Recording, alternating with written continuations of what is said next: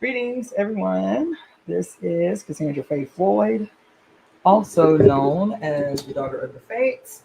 I want to start by I'm a founder of the Temple of Evolutionary Emergence. It's important to say that because every Saturday, we are doing temple services. Um, right now, these services are strictly virtual. However, I am in conversation with hey, greetings everybody on IG. Yes. DJ Speedy. Yo, long time no see. So yeah, so we're gonna be, we do this. Let me turn off my notifications. Sorry about that. Okay. So we do this every Saturday. Today I had actually said I wasn't gonna do a service because I was supposed to be at Morongo Reservation for their fall equinox powwow, but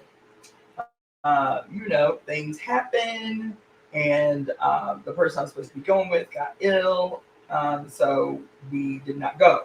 So this is kind of an impromptu service because I had committed that I was going to do it tomorrow since we were going to be gone, but it's today, and it's for a reason.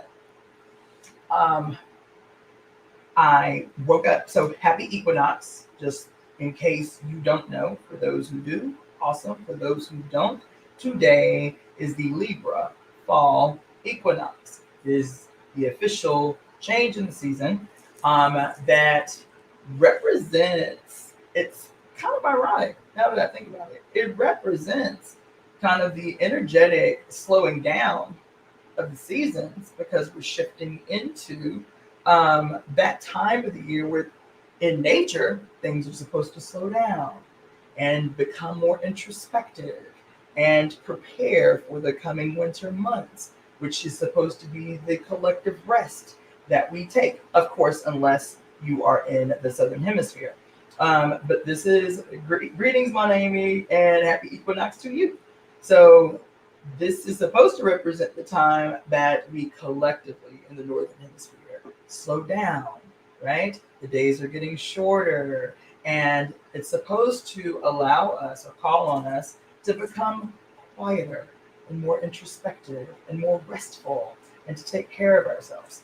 But in this world that we live in, that has been flipped upside down and turned inside out, this time of the year, like you all know, whether you have children or not, tends to be the busiest time of the year, doesn't it? As we prepare for back to back to back to back to back to back holidays that require more and more and more and more work so we can spend more and more and more money. So it's like as soon as Labor Day hits, we know that's like the metaphorical gunshot that sets off the race. At least that's how it feels for me. It has, but I also raised children. But I know this time of the year we get really busy, and so a lot of the time it becomes more difficult for us to turn in and be quiet and to hear more what is supposed to assist us. This is important. This is just a vibe because I didn't even have any intention of going here, but since we're here, I want to call on you, to do just that. Even as you do the things that you need to do to secure your life and, to navigate through these next few months, to be more willing to hear, to be more willing to see, and to be more open to feel. Because the busyness, I'm convinced, the busyness is deliberately to distract us during this time of the year. I'm convinced of it because here we have entered today into the fall equinox, which is also always the beginning of eclipse season. Greetings, Letitia, which is also the beginning of eclipse season. And this year, a extraordinarily powerful eclipse season. And the other thing is that as these days get shorter, and as we are supposed to be more restful and have the opportunity, because of the shortened days, to be more introspective, right? To allow what we've learned in the spring and the summer, right, which is supposed to be the busiest season. It's when we can, plant and harvest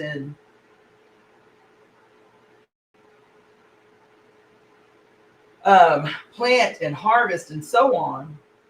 That the winter time, the fall and the winter time is the time that we begin to integrate, right? And so because we're off our natural rhythms, this tends to be the busiest time of the year for us, right?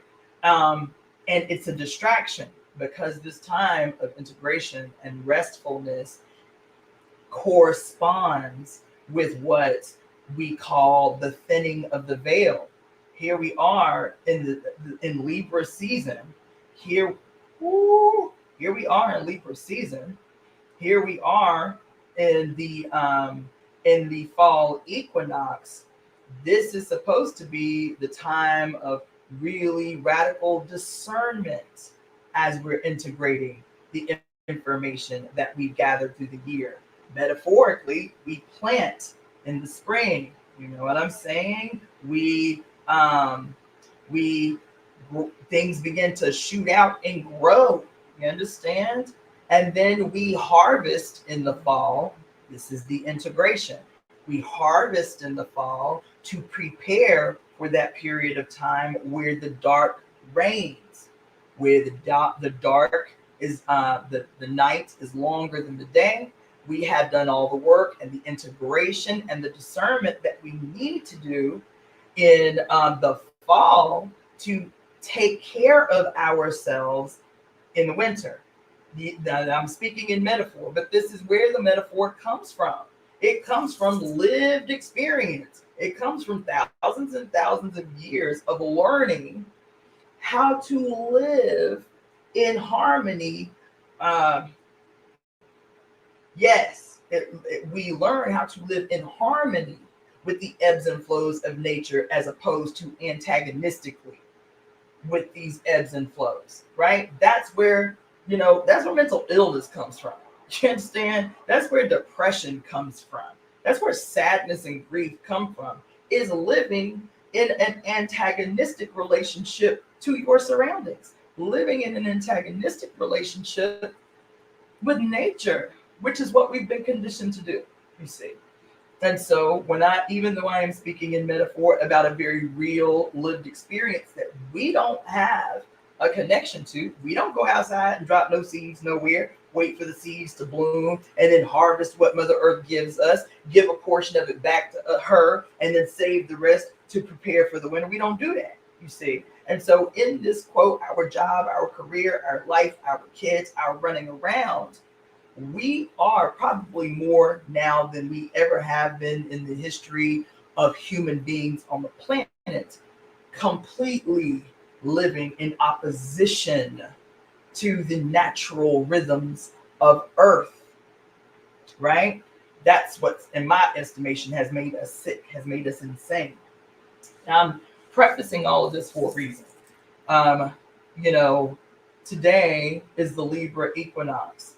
I will talk minimally about what that means. Libra is the only sign in the horoscope that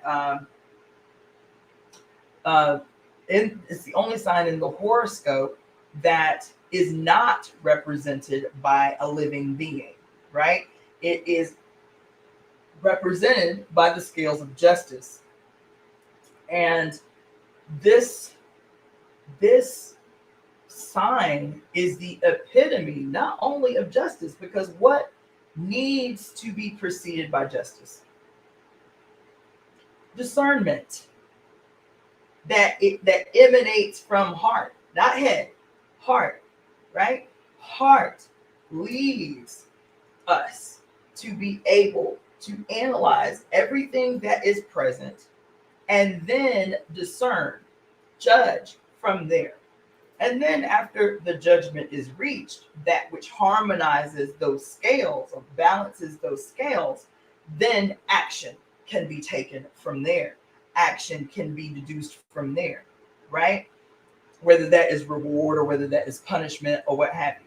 Now, all of this is important because today I woke up very, very early, anticipating that I was going to go spend the the equinox with some indigenous brothers and sisters a few hours away.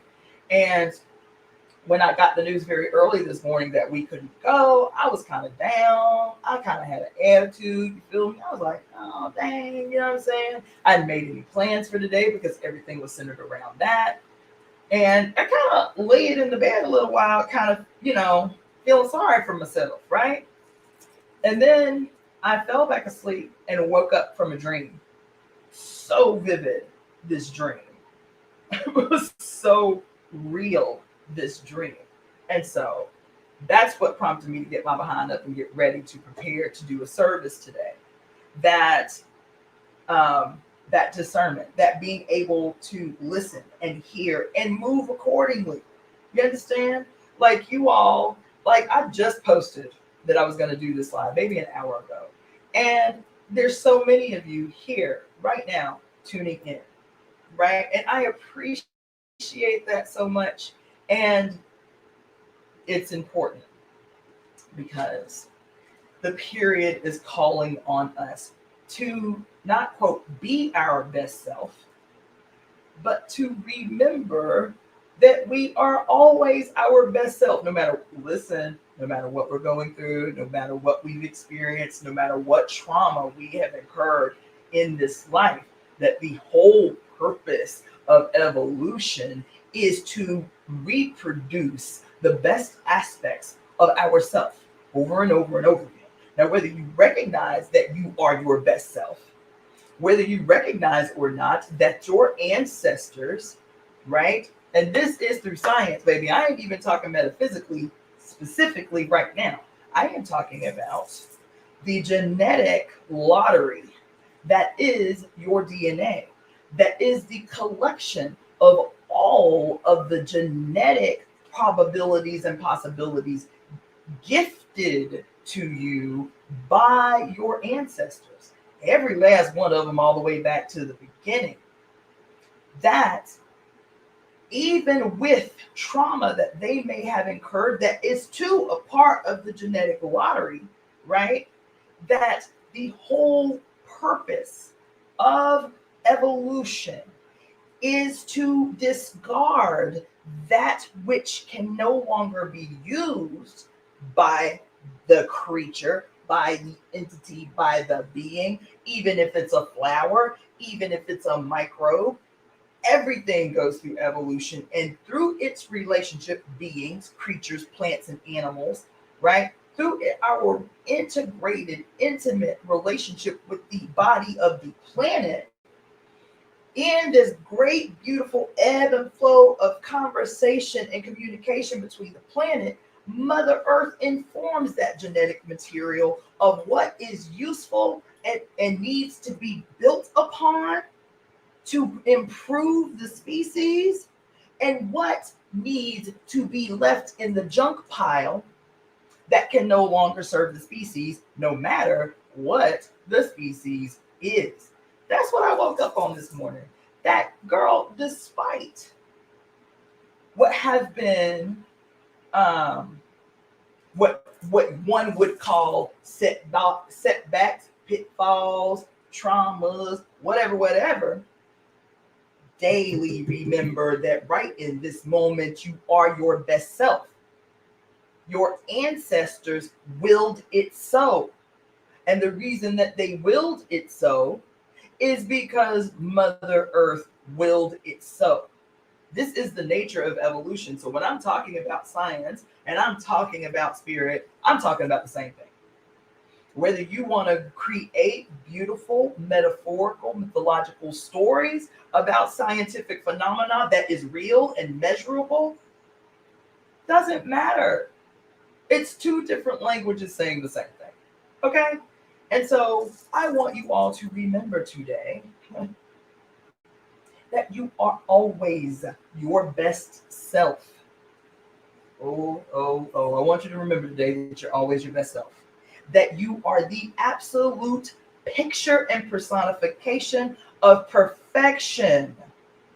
You are. And the reason I can say that with confidence is because that's what evolution is. It is the slow, methodical process of weeding out what will not allow you to have the best relationship with your environment and building upon those things that can continue to evolve and push forward the species in a way that's always harmonious or attempting to be harmonious with the environment, with the planet, with the animals, with the plants. So when we can look around and see and point out all the myriad of ways that things are wrong with the planet, that things are wrong with the environment, that things are wrong in our relationships with one another, these things that we point out are not indicative of a failure of the process. I want you to hear. I want you to hear.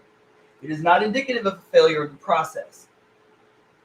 It is indicative of a breakdown in communication. That's all.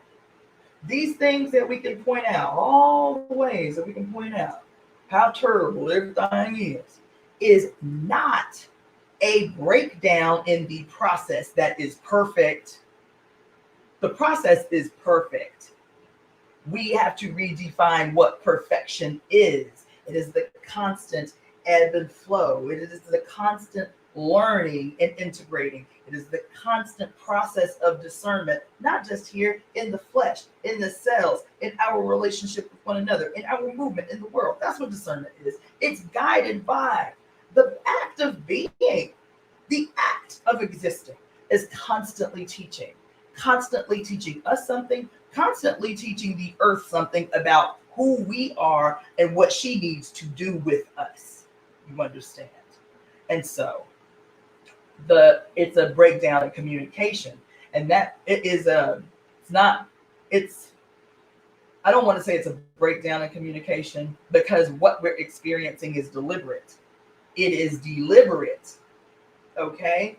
And so how do we, those of us who want to remember and be active participants in this process of constant evolving, constant evolution, this constant dance that we're supposed to be doing with our environment, that we're supposed to be doing in rhythmic flow with everything around us, but have been forced through conditioning to live in a perpetual state of antagonism with all that is around us, to the point that we get debilitated by it. What is the job? What is the work that we must do, our perfect selves, in this very freaking moment? That our perfect selves, the best aspect of what came down in the genetic lottery of our parents that got it from their parents and on since the beginning. What is going to facilitate this next stage of evolution for us? How do we become active participants in that process now that we know, instead of unconscious,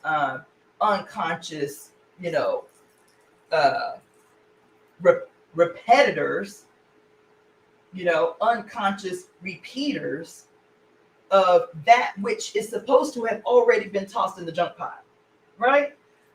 I just had a conversation with a friend of mine the other night, and our conversations are always so deep, even as I attempt to keep them very light. That's just how we vibe on each other. And I want to talk to you about our bodies. This is so not where I intended to go, but it's a word, and it is coming through as necessary. I had this conversation with this young man the other night, and it was about the same kind of the same thing about where we are and what the future must look like. How do we create that future right now? And I'm talking about right actually this minute. I'm not talking about esoterically, or I'm not talking about in some kind of ambiguous way. The future that we need to participate in facilitating seeing that in our mind's eye practically. What does this future look like for real practically? Like, what does government look like in the future? What does it mean to be a self-governing entity within the context of the whole, right? What does it mean on the ground? Like, what does it mean for the reparation of the planet Earth, for the restoration of the quality of the ocean, for the repair of the hole in the ozone layer, for an end to the system of, quote, workers and bosses, or poor and rich, or whatever. Like, what does these metaphysical, philosophical conversations, how do they yield and lead to a very real, practical, material future where these things now coexist and the planet is again in a harmonious relationship with itself, meaning all the creatures that inhabit the body of the planet? I hope I'm being clear, because in this conversation with this young man, I talked about me, like the whole process of me going to medical school, but even before that, the process of me becoming a Black nationalist, African-centered revolutionary at the age of 26. How even my trek through medical school, and I was aware of it right away. If I would have gone to medical school as an unconscious person, I would have gotten something totally different from medical school than I did, because I had spent all these years as an analytical scientist, historian, historic and analyst, through the party, through this revolutionary work that was practical work. It wasn't just ideology, it was taking the ideology and applying it in the real world through programs and through projects and what have you. That if I had not had that experience, I would have left medical school like a lot of brothers and sisters that left medical school, seeing alternative medicine as another capitalist venture for which a bitch could just get rich quick, right? I didn't leave medical school that way. I went in with the same deeply, profoundly analytical brain that had been grown inside the party, right? And so those experiences were necessary for when I entered into an African traditional religion. And I'm saying all of this because look, everything that we have as experiences are ever present to continue to teach us something. But if we are never in a process rhythmically to slow down, to look back on, to take from, and to integrate in the present those experiences, we stay stuck on a treadmill of repetition and exhaustion and confusion and ultimately despair.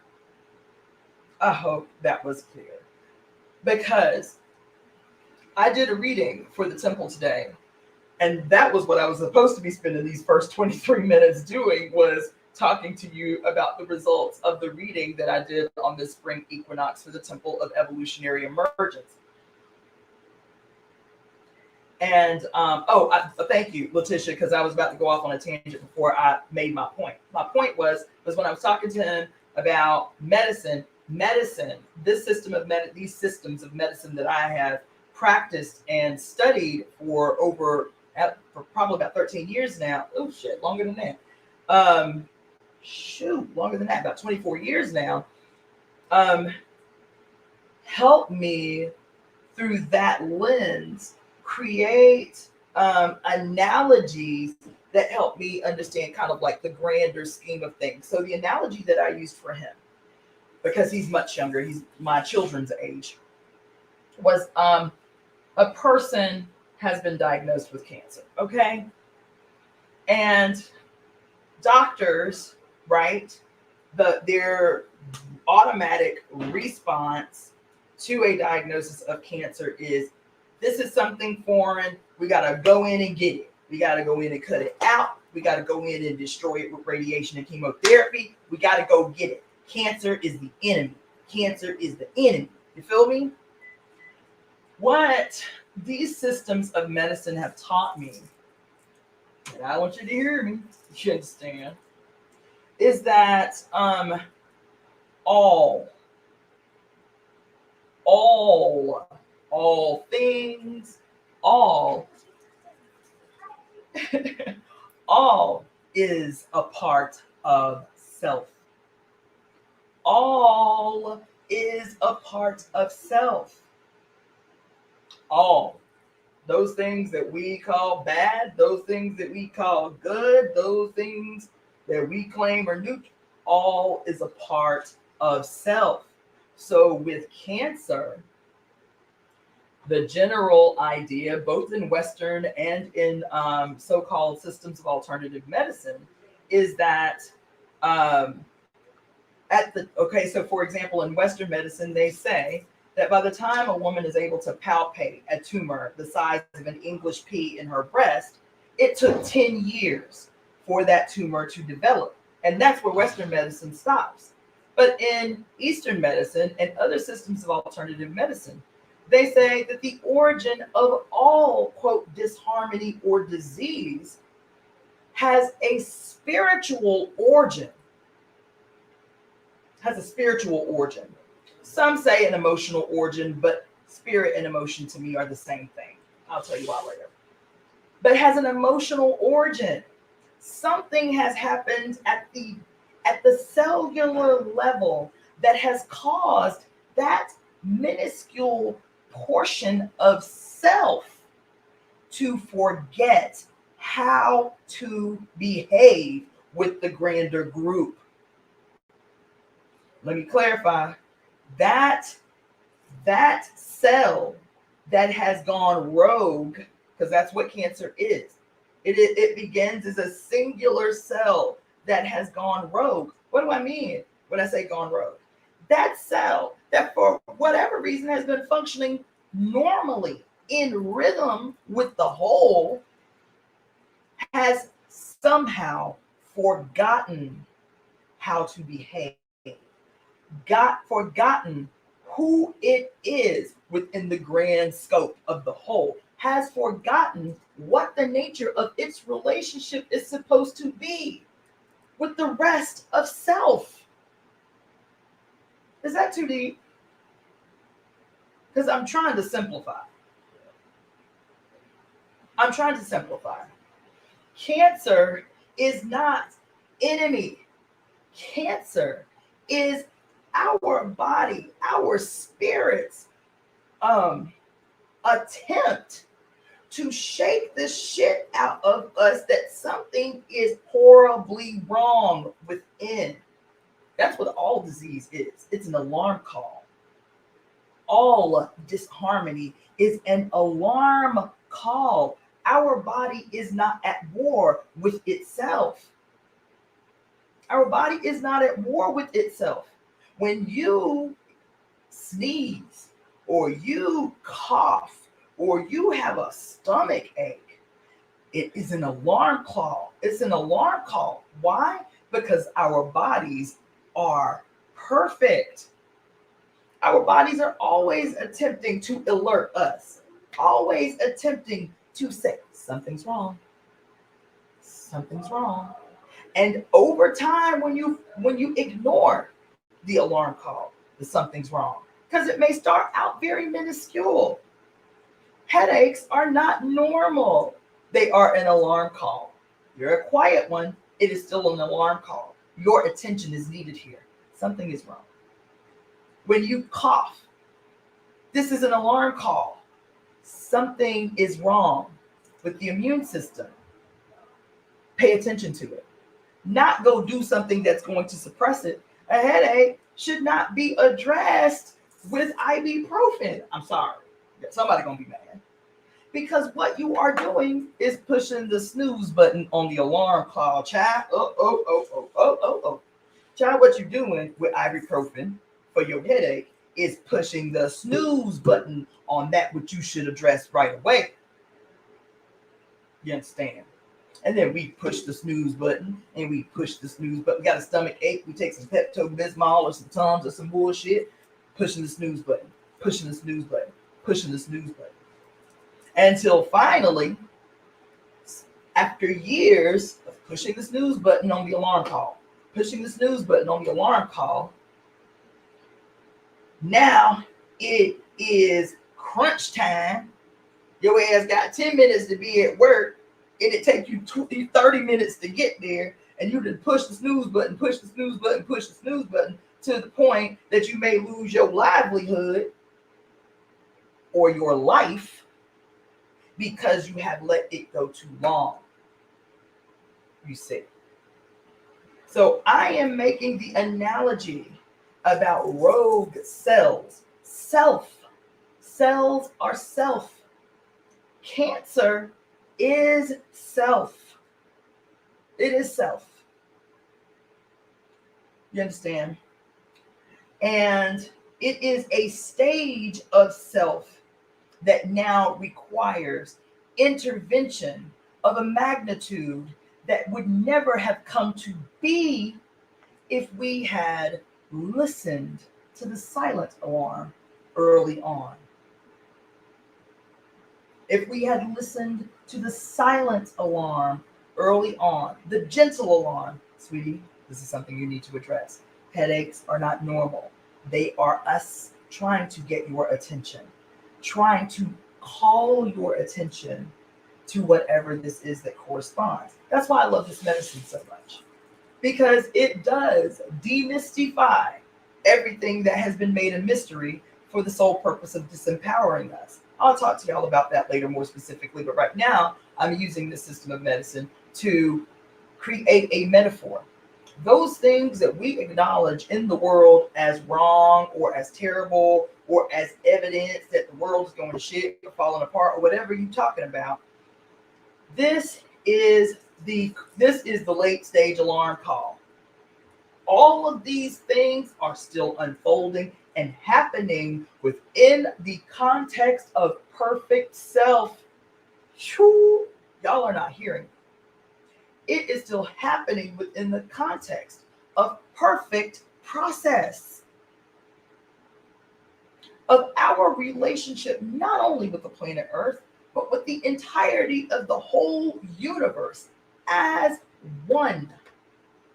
You see, to call our attention, our collective attention, to something gone awry in the self, something miscommunicating and forgetting how and what it means to be self.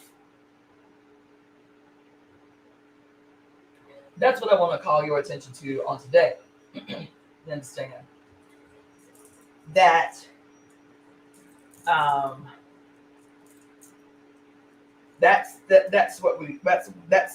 the call, is to create a culture where we are constantly giving medicine to the greater whole, earth-based, ancient medicine to the collective whole that shifts them back into this rhythm that allows them to remember and re-recognize their relationship to self, their relationship to the greater whole, their relationship to the one as valuable in that relation. Listen, I just told you, every single solitary cell within our bodies is a necessary ingredient for us to be whole. Every cell, there are no junk cells. Every single cell, as its own particular and peculiar entity with its own function, moving rhythmically and harmoniously with the whole to make sure that the whole is well, that the whole is one. And so, if we can recognize that when one cell forgets its purpose, when one cell forgets its value to the group, it becomes malignant. Okay. It becomes malignant. And it becomes destructive. In its forgetting, in its inability to remember proper process, perfect process, it becomes destructive, not only to the whole, but to itself. It too is harmed in its malignant, self-destructive behavior. So if I can tell you that a single cell in the however many billion, I forget the number, however many billion numbers of cells that we have that make us the perfect we that we are, that one single cell can wreak havoc on the whole if left unaddressed, ignored, uncared for through our behavior, through our diet and our self-love and all of those things, right?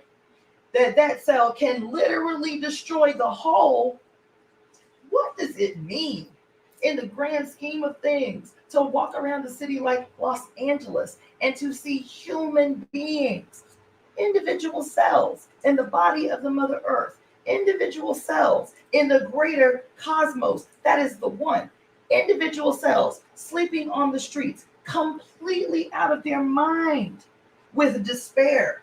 That cell, that energy that cell puts out does something to the rest of us. I keep saying all the time that we are all made sick by the madness that we are confronted with. There is no way for someone, anyone, anywhere on this planet to be well when one is unwell. Just like I told you, you can think you're the picture of perfect health. I've treated people who think they are the picture of perfect health. They are macrobiotic, they are vegan, they run 2 hours a day, and then they are confused and confounded when they find out that they have cancer. I have treated people that fit this exact scenario, right? Why are they are genuinely grief-stricken when they become sick because they feel like their body has betrayed them. I've done everything right. I diet, I exercise. Why am I sick? Because you are a part of an unwell whole, a singular cell, forgetting what it means to be self within the context of the whole, within the context of the one, can literally kill the entire massive being, can destroy the entire massive being. One single rogue cell becomes cancer that spreads throughout the entire organism. And while we can do 50 million videos on eating right and exercising and all of that shit, but we do not face spiritual disharmony, which I just told y'all is the origin of all disease. Emotional disharmony that becomes articulated in the flesh. If you don't treat spiritual harmony when it happens, it compounds. When you don't treat emotional trauma when it happens acutely, it compounds. And the final expression of spiritual and emotional disharmony, the final expression is physical disharmony, you see. And that comes through after years and years and lifetimes of ignoring spiritual disharmony, ignoring emotional disharmony, you see. And so this is the work. So what does it mean to address? So what does it mean to address spiritual disharmony and emotional disharmony within the context of the whole, within the context of this earth that we keep talking about in a negative way, as if even as this disharmony happens, the process is still perfect. Earth is still perfect. All of her inhabitants are still perfect, even as they forget how to behave, how to be.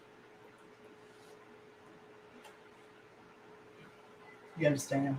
I hope you understand. I hope that the analogy that I have used can make less complicated what has been deliberately complicated. Now, my homeboy that I was having this conversation with, He was like, oh my God, this makes so much sense. It explains people like Jeff Bezos's and what's that other dude? Elon Musk's, who no matter how much they get, it's never enough. And everything they do is having this negative impact on the whole and shit. And so what do we need to do to address their forgetting how to be, their forgetting of what it means to be self as a part of the whole? He was like, does it mean, like maybe they need a hug? I was like, no, baby, that ain't what it means. That ain't what it means. I want to be clear that when you allow or when you ignore the alarm call for so long, when you allow the alarm for so long, that flesh, that the body, that spirit, that emotions are attempting to elicit to you to correct some disharmony, and it gets to a point that your life is in jeopardy by the significance of this disharmony gone astray, that like the Western doctor that has determined that this thing has gone too far to try anything holistic, now it requires radical and rapid intervention. The painful removal of said cancer, that no amount of herbs is going to address a disharmony gone this far. This is what it means to address disharmonies within the self at this stage in human history. Now, you can interpret that however you want to, but no, these dudes do not need a hug to restore or to bring them back to a memory of self, to a memory of what it means to behave rhythmically and harmoniously with the whole. That at this late stage in the game, that ain't what it is. You understand? So politically, you can do with that what you see fit. I know what it means for me, right? So, what I also wanted to say about that, and then I'm gonna pump the brakes on that. We're already at 42 minutes, and there was something very specific that I wanted to do today. But the last thing I want to say is I'm going to continually reiterate that those that have been, I want us to all change our thinking and our mind. Those people in society that have been, at least for this last period, this last age that we transitioned to, actually this last few ages that we've transitioned through, I want us to be open to the idea that what is going to facilitate the radical transformation of the future are those people in these last ages that have been reduced to poor, starving artists, the convicted teacher that can barely pay her bills, but she wants to teach, the poor, starving musician, the poor healer who just does healing work for the many at their own expense, those diviners and wise people and people who are spiritually plugged in, barely able to meet their needs. You understand? But they do it because humanity needs it. Get that shit out your head. These people that are social activists, political activists, people facilitating social justice struggles to free up political space so that we can create bigger space to address these issues that have been created. There's nothing on this planet that hasn't been created to facilitate the ongoing suppression of human spirit, right? And so these people that I just named, activists and social workers and counselors and therapists and artists and of all kinds, dancers and all kinds of dancers. By the way, I want to always reiterate: exotic dancers, pole dancers, burlesque dancers, musicians, graffiti artists, you name it. Artists are going to save the world. all those people I just named, I call artists, right? Healers, diviners, artists of all kind, healers of all kind. They are going to usher in the new age. It is their imagination partnered with their skills that is going to crack open the shell that has been placed on our consciousness. It is. And because of that, it is our responsibility to ensure their well-being. It is our responsibility to destroy the narrative that says that those people on the planet who make life on earth worth living do not deserve to live a life worth living, do not deserve to live abundantly. They do it for the love. These narratives created to exploit creative energy. These are narratives created, I'm telling you, to exploit creative energy, to exploit creative thinking and imagination. Oh, they just do it for the love, and we guilty of that. Melanated people are guilty of exploiting artists, exploiting healers, demoting the significance of what we bring to the planet. We do that. We want to finagle them or pay them less or be like, oh my God, it's $85. These are the people that are going to change the face of the planet. It ain't a stretch. It ain't a reach. It ain't a reach. Just 100 years ago, here we are in the 2020s. In the 1920s, what happened? But the radical kickoff of one of the most impactful, globally impactful movements in this country, the Harlem Renaissance.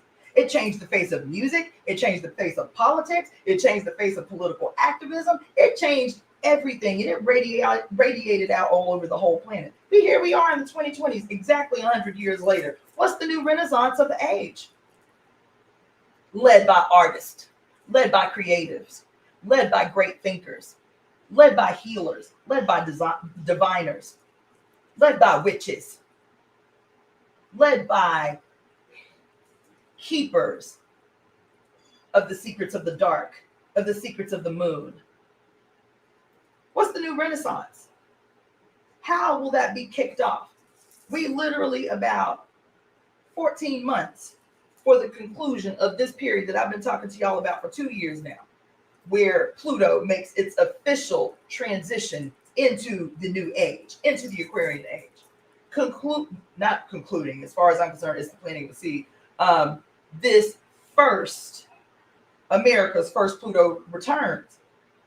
Game-changing energy, a game-changing movement that we are literally walking into that will last immediately until the year 2044, but will have an impact that will at minimum last the next age, the next 2,500 years. What are the foundational stones that we are setting in place to securely build a new world, to securely build a new society? Because that's where we the stone builders. We're the foundation builders. We are the foundation builders for the new age, for the new world. All that came before us was giving us the fuel and the imagination and the context and the historical lessons to become the stone builders, the foundation builders for this next catapult into an evolutionary future.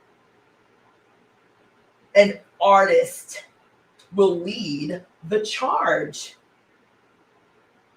but they have to be well. They have to be well so that they can imagine in the most extraordinary way, so that they can facilitate in the most dynamic way. They have to be well. And we have to stop devaluing that which they produce. We have to stop devaluing that which they provide that makes life on earth worth living. We could survive without music. We could survive without art, without paintings, without pottery, without, sculptures. We could. We could survive without love songs. We could survive, without getting divination to help us on our road to the fulfillment of our personal destiny. We could, but it would be a boring life. It would be existing, and that is all. And for those who produce these gems, these riches that make life on earth worth living, they need to be made well.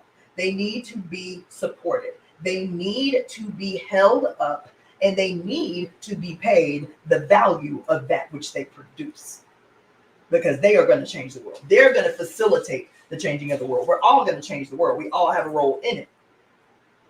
But it is the artist, it is the diviner, it is the creative, it is the healer, it is the healer that is going to give vision to the many who do not yet have vision, who cannot yet imagine a future of sovereignty, happiness, bliss, ecstasy, wellness, wholeness. So that's all I'm saying about that. Didn't mean for that to go on that long. Greetings, everyone that is tuned in late.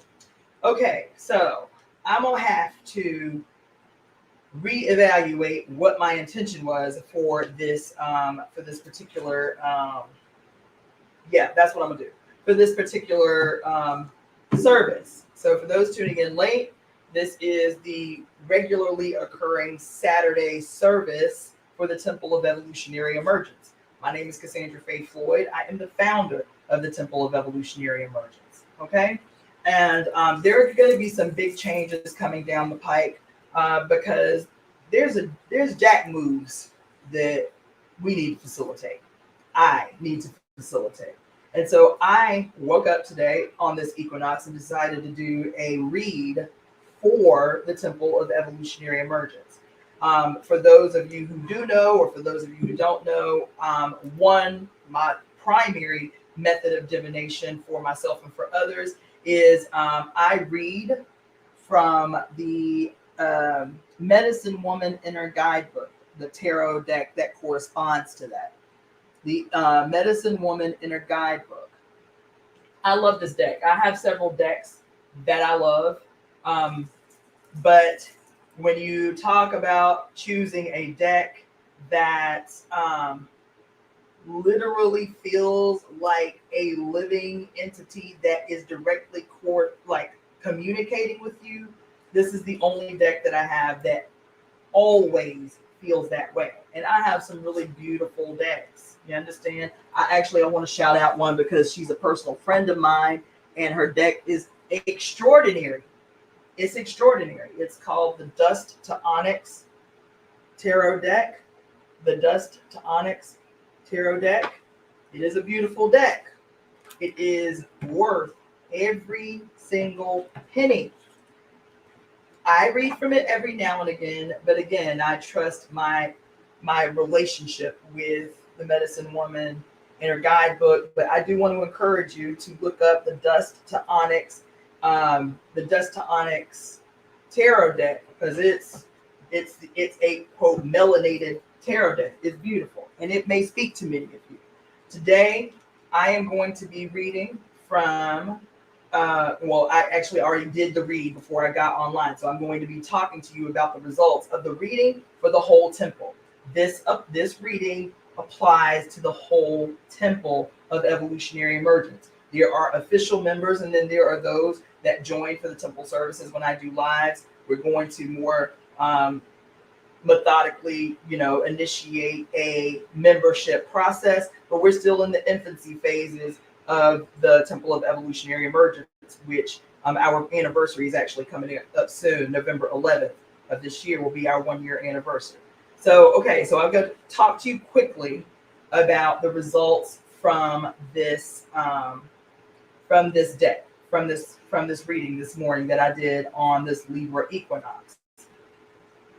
As a matter of fact, what I'm going to do is grab my drink that I didn't bring over here because I've talked straight for an hour and haven't swallowed anything. So give me half a second. Let me grab my drink and then I'll get to the reading.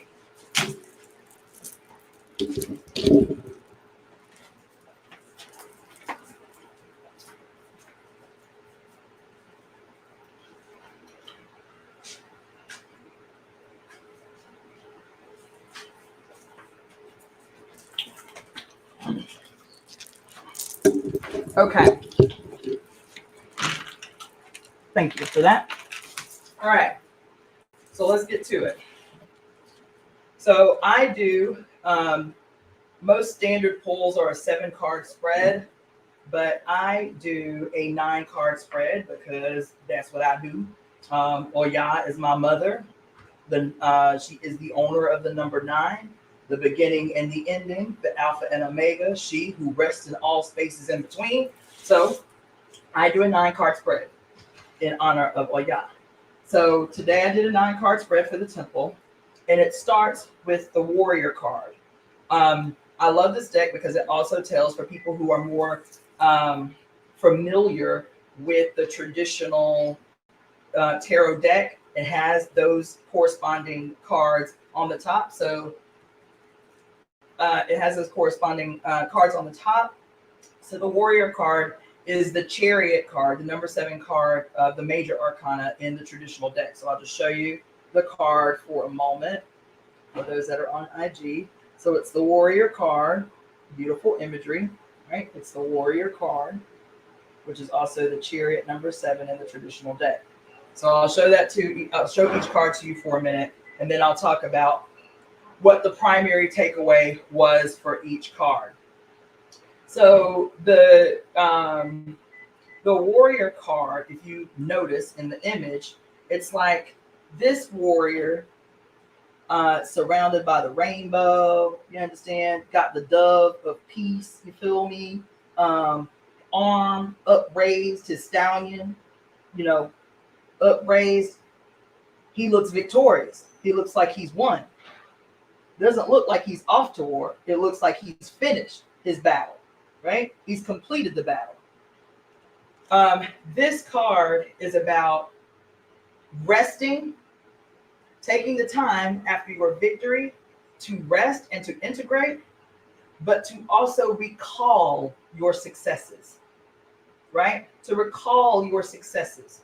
And so one thing that I want to tell you is that this card, each major arcana comes with like like something to think about, a question to ask yourself in relationship to this card. This card's question is, or its exercise actually, is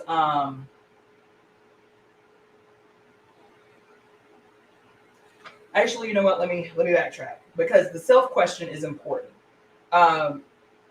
Each major arcana comes with a self-questioning process and then a meditation that you should focus on. And the self-question for this card is, how many powers have you given over to others?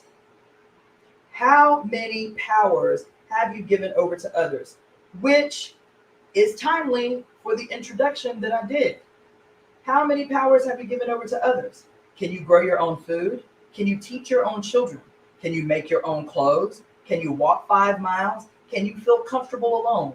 Can you go a day without a cigarette, a cup of coffee, food, a car, clothes, makeup, money? How many powers have you given over to others? The meditation for this card is to dwell on your accomplishments. Only on your accomplishments. This is a part of the rest that I opened up with talking about. This period that today we're transitioning to, that historically represented the time where we're preparing for rest and integration.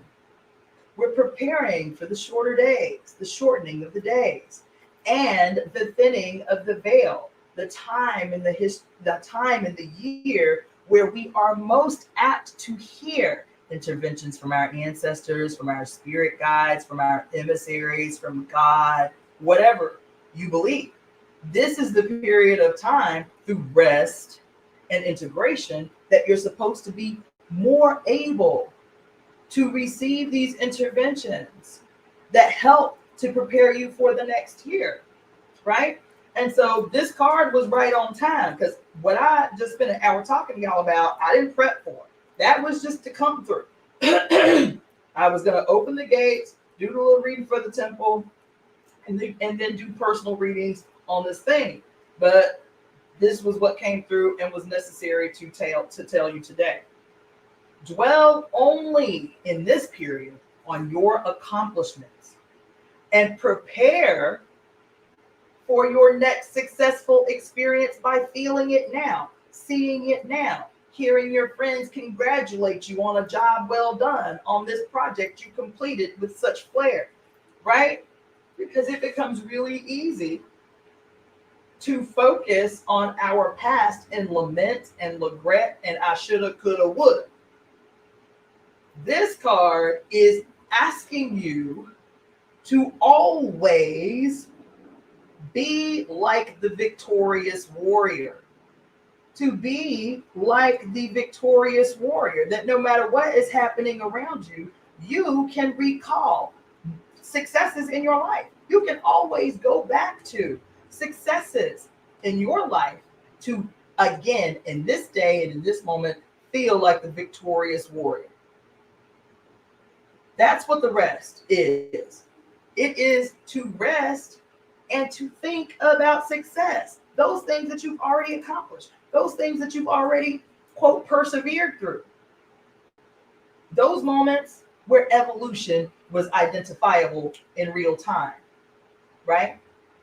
And so this card tells you no matter how far back you got to go, you won a spelling bee in the 3rd grade, channel that. Channel the feeling that you had, how proud you were, how accomplished you felt, how everybody was like, oh, that's my baby, look at she did that. That energy. Focus, channel, internalize, integrate that to prepare for your next success, to prepare for your coming successes. That's a powerful way to start a reading. And this is the reading of the Temple of Evolutionary Emergence. This is our shit. This is the temple, right? So I was like, yes, okay, that's, and I'll tell you, I did this pull this morning. There were a lot of major arcana in this read. It was really powerful and a little jarring. Okay, so that was the first one. That was the number 7 card. The very next card in the read, which is the bridge that we must cross. So this is where we are now. This is where we are now. This is what we're called to do right now, right? Is to rest, integrate, focus on success as the temple. This card, its position, which is the ecstasy card, it's the lover's card, the number 6 card in the traditional deck. This card, its position in the throw, is about a bridge that we must cross to get to our destiny card, right? The ecstasy card, y'all. The ecstasy card. Do you see this? The ecstasy card looks like what? It looks like it may be 2 lovers. But what else does it look like? It looks like 2 different versions of the same person. It looks like she's looking in a mirror. It looks like they're looking in a mirror. You see. And the ecstasy card is that bridge that we must cross to fulfill our destiny. The ecstasy card, the primary takeaway for this card, for me, I'll talk to you more in depth about what the card speaks to. But for me, every time I see the ecstasy card, it is about my relationship with myself and that self being a representative of the whole, of the one. That's what it means to me. Yes, I want a boo. I would love to have a boo. I have been single as a matter of fact, on my birthday last week, I had been single for 6 years because my last relationship ended on my birthday 6 years ago. So it's been 6 years since I've been in an intimate partner relationship. I want a boo.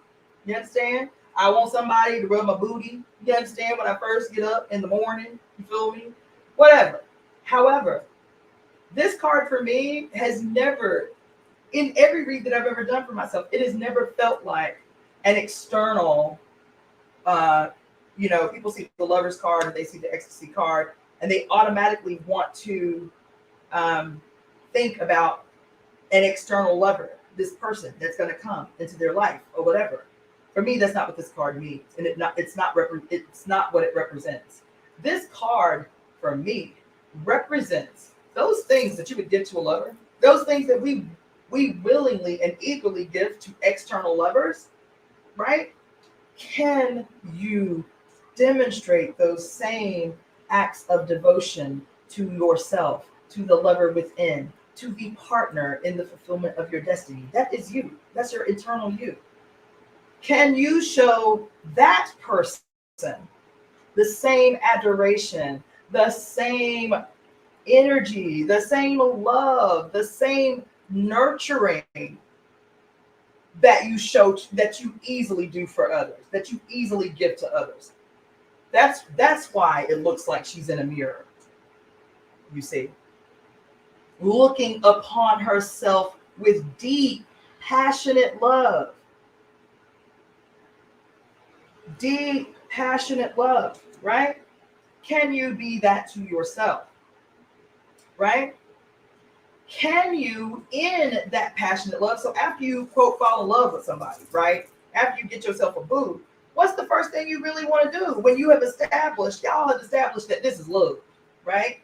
You be timid in the beginning, but once you know it's love, the next thing you want to do is show off that love. You want to make public displays to everyone that this your boo and y'all in love. It's official. That's what you do. You show your boo off. I want to introduce you to my friends. I want to introduce you to my family. You understand? I want you to take us out on dates. I want us to look beautiful together out in the world. I want us to hold hands. You feel me? We do that. The one that we have decided that we love, and it's official, the next thing we want to do is put that love on display for all to see. This card too asks, can you do that for yourself? The lover that you have held deep in your heart, the one that you have hidden from the world, that you have hidden from the many, can you put her or him on display to the rest of the world? That person who has been with you your whole life, that you have denied them. You have denied them a spot on the block. You have denied them their time in the spotlight because of insecurities, because of childhood trauma, because of naysayers telling you shit that you believed, because of whatever that has caused you to keep your lover secret, to keep your lover quiet, to keep your lover hidden. Can you have the courage now to give them their time in the light? Can you have enough courage to give your internal lover her time in the spotlight, his time on display? Can you show them off the way that you would an external lover? That's what this card is. This card is about the marriage of the self. The marriage of the self. The facilitated union between conscious and subconscious, between right brain and left brain, between spirit and flesh. It is a marriage of self. It is the reintegration of self into a singular one. Our dark and our light, not living in antagonism towards one another, not keeping the dark in the quiet, not keeping the dark hidden, giving the dark as much time, space, energy, and focus as we give the light. Right? It is about the marriage of the dichotomized self to become whole again. Chad, you understand? And so, one of the things I like about this this self-questioning and meditation or exercise is the question is there a person within you that you never show the world? Can you love her enough to coax her out? That's the self-question. Can you love her enough to let her out? The exercise, I think, is fascinating. It is write down a list of the 10 most influential people in your life. That could be people you know personally or people you admire out in the world. what you need to do is to, next to each name of these 10 most influential people, recognize what it is you like about them, or you respect about them, or you love about them, and recognize that that thing that you love, like, or admire about them is, it already exists in you, and that's why you admire them. That's why you love them. That's why you gravitate towards them. That those things that call to you or speak to you in them, the external people that you love and admire, already exist within you if you allow it to live out loud in the light, on purpose, with love. That's a heavy card. You understand what I'm saying? That's your ecstasy card. That's your ecstasy card. You feel me? The next card, because I'm trying to move through this relatively quickly, is the 10 the 10 of pipes. So in your minor arcana in this deck, I'll just say this quick. Your stones are your pentacles in your traditional deck. Your pipes are your wands in the traditional deck. Your arrows are your swords in your traditional deck. And your bowls are your cups in your traditional deck. So when I say cups, bowls, arrows, cups, bowls, arrows, and bowls, arrows, stones, and pipes, those are the correspondences to the traditional deck for those of you who resonate or are more familiar with the traditional deck. Okay, so the 10 of pipes, its nickname, the card's name is the coming home card.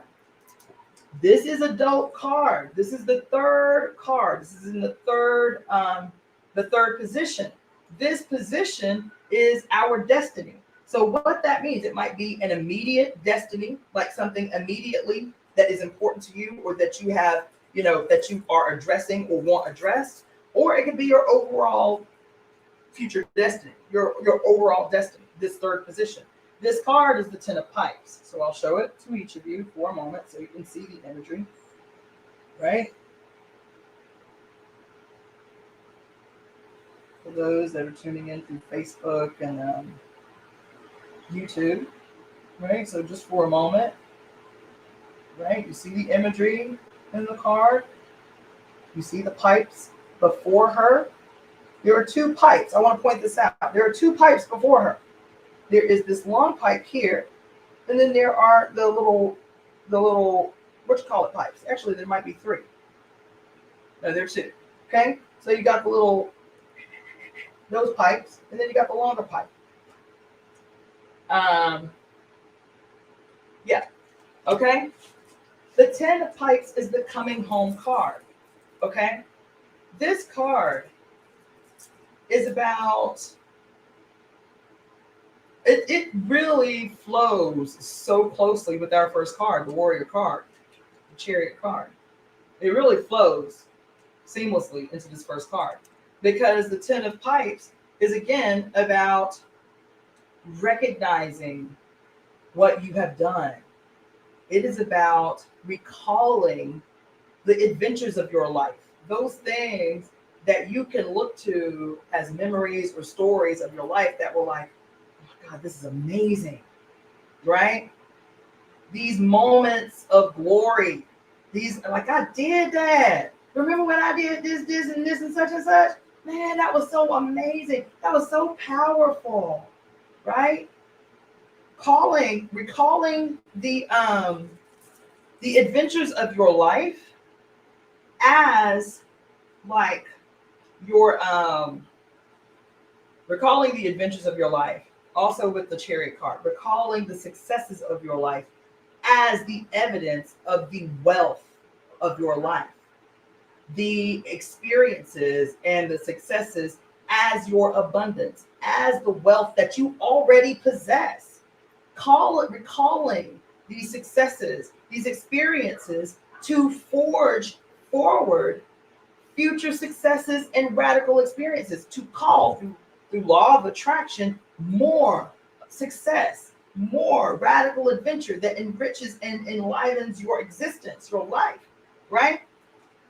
Also, this card talks about the ideas that flourish, that grow from your life experiences.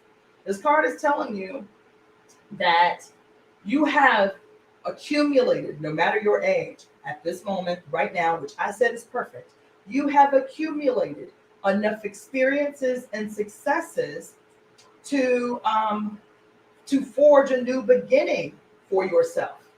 You have read every book that you've read, every piece of music that you've heard, every class you've taken, every lesson you've received from some mentor is in you, and it is a part of you now.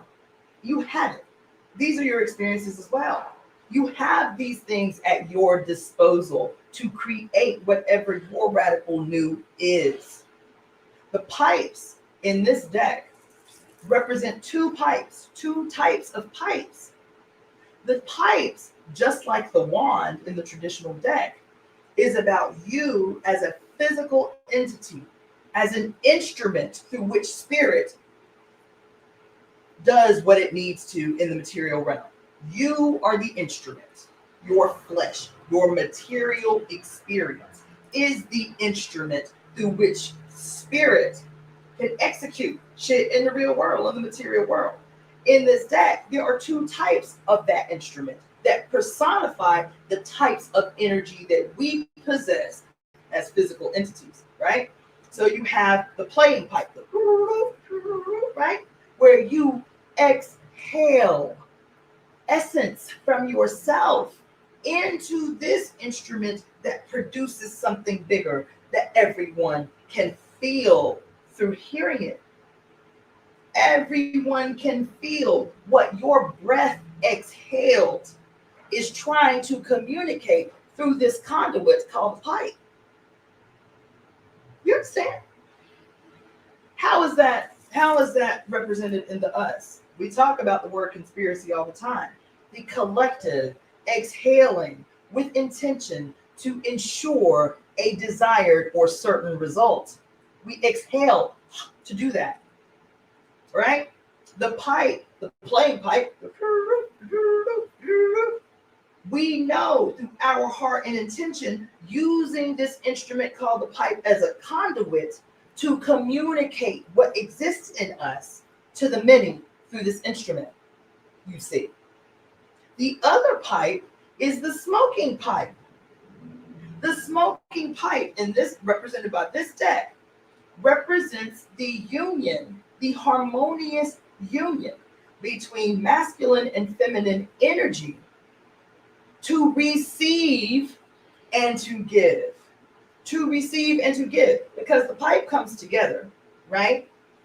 The bowl of the pipe is the feminine aspect of the pipe. The stem of the pipe is the masculine aspect of the pipe, both being necessary to receive the medicine, the herb, right, from the pipe. And so what do? You inhale through this pipe what you need to address what is happening inside your temple. And at the same time, in harmonious reciprocation, at the same time that you are inhaling what you need through the pipe is spiraling out into heaven, a spiral of smoke that sends that energy into heaven as a prayer. That's why it was so sacred, the sharing of the pipe among indigenous people and among African people, was that union of masculine feminine energy, the simultaneous inhalation of what you need as the individual, and the burning of the herb creating a prayer in the smoke that goes into heaven. You understand? That's what the pipe represents. That's what the energy of this card represents. That at the same time that you have been breathed into through your mentors, through music, through books that you've read, through experiences that you've had, these are things that you take into you. And in exchange, those things that you have taken into you become something that you give out into the world. It's a reciprocal relationship, the relationship of the pipe. We are in a constant process of giving and receiving. Whether consciously or unconsciously, we're constantly in a process of giving and receiving. those experiences, those things that we take into us and feed us to aid in our growth, we are constantly re-giving out into the world in various ways, whether that's through making jewelry, because it looks like she's crafting here. She ain't playing the pipes, but the experience of the pipes still exists. The pipes are here, the wand is here. You understand? The stones are here. She's making something. Plus, she's teaching. Even as she might just be focusing on what she's doing, them eyes are watching her. So she's still giving, even if she's not doing it consciously. You see that? She's giving, even if she's not doing it consciously, because these eyes are watching how she moves, how she behaves, with the knowledge of the pipes, the wands, the stones, and the bowls in front of her. All of these things have been fed into her over her lifetime and manifest in this moment where she is creating, maybe for herself, maybe to sustain for her life.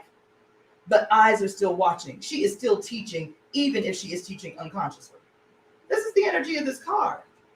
This card is calling on us to do this thing consciously, to internalize, like the Chariot says, to rest and integrate the successes and experiences of our past, to do it consciously now, to be always mindful that someone is watching and being fed from what we do. Because this is the nature of reciprocity, whether it's conscious reciprocity or unconscious. This is the nature of our relationships, okay? It's a powerful card. Coming home to yourself. That's the card, right? As I write, it's here, the prayer says, I enjoy this moment of glory. Great Spirit, for you, I dance tonight. For you, I paint, I write. For you, my life continues, and for the children who seek the blessings that come through me. This is the energy of the card. Powerful card. That was the number 3 card. So the number 4 card is it's another major arcana. So that's 3 major arcana already in a 9-card pull. So the blend card is the number 14 card. The blend card, right, if you see here, I'm going to show it to each of you, each location for a moment. The blend card, you see? See what she's doing? See what's behind her? See what's over her head? See the water below her? See the rainbow above her? This is the blend card. In the traditional deck, it's the temperament card. It's the number 14 major arcana temperament card. Okay, you see what's in her hands? I don't know if y'all can see that. You see how she's pouring from bowls? She's pouring from one bowl to another, or a cup to a bowl, right? So the blend card is the subtitle of the blend card, or the name of the blend card is integration. It's integration. The affirmation of this card, which I will read, I like the affirmations for the major arcana. The inner alchemist. This is in line with the cards that have already come before. The inner alchemist mixes everything I have ever known, thought, said, or experienced into a perfect blend. Order is easily bestowed on my life experience. It says the inner alchemist mixes everything that I've ever known, thought, said, or experienced into a perfect blend. Isn't this just in line with what the warrior card is calling us to do? With what the 10 of pipes is calling on us to recognize in every moment? That we are constantly creating through acts of reciprocity giving and receiving in every moment, right? So the opening statement of, I don't typically read statements from the card unless they're profound. This one is profound. These cards speaks. I am the rainbow calling on you to relax. Calling on you to relax and allow the perfect blending of all that is within you. I am the mixer of the beautiful elixir. My colors create all that is in the world. In you, I work to create a clarity of thinking that will lead you to the ultimate union of the one, y'all. I combine ideas and ideals, experiences into an arrow of truth and aim it at the only target. Let me do my work, right? This card is dope. I intended, though I will not, because I can paraphrase, but the energy of this card is so powerful. Child, it is a reiteration of everything that I spent the first hour talking to you about. Let's say that. It says here, I create a clarity of thinking that will lead you to the ultimate union with the one. What did I just spend the whole first hour talking about? About how those things that we recognize are bad or wrong in the world are those cells, those entities that have forgotten that they are a part of self with a peculiar and perfect and divine process that allows the whole to function as one. They've forgotten. And that it's like a child who gets no love. When the child gets no love, they become maniacs, wild, like the Tasmanian devil, running through shit, destroying shit.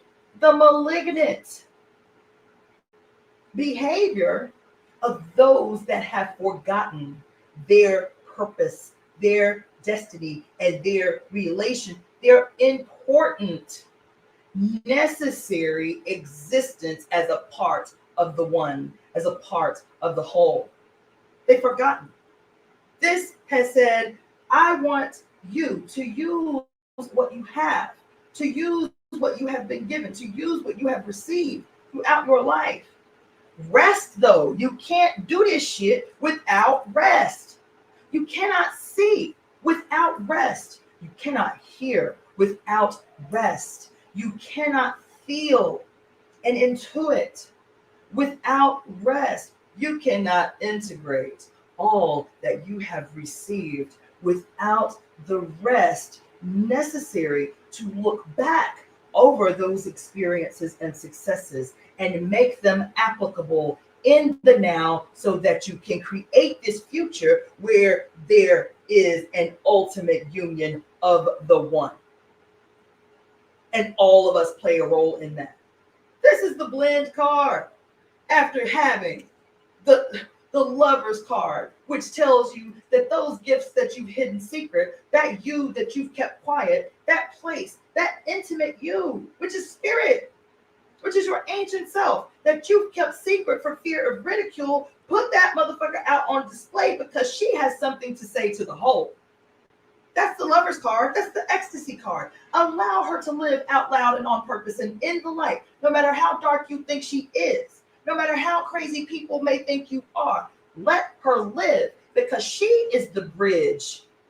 She is the bridge that will forge your destiny. She is the bridge that you must cross in order to become whole again, in order for you to facilitate this ultimate union with the one, for you to re-become.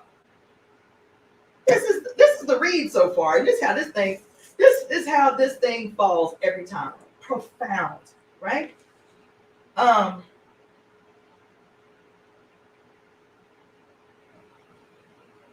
The meditation. Listen, the self-question for this card. Okay, let me say.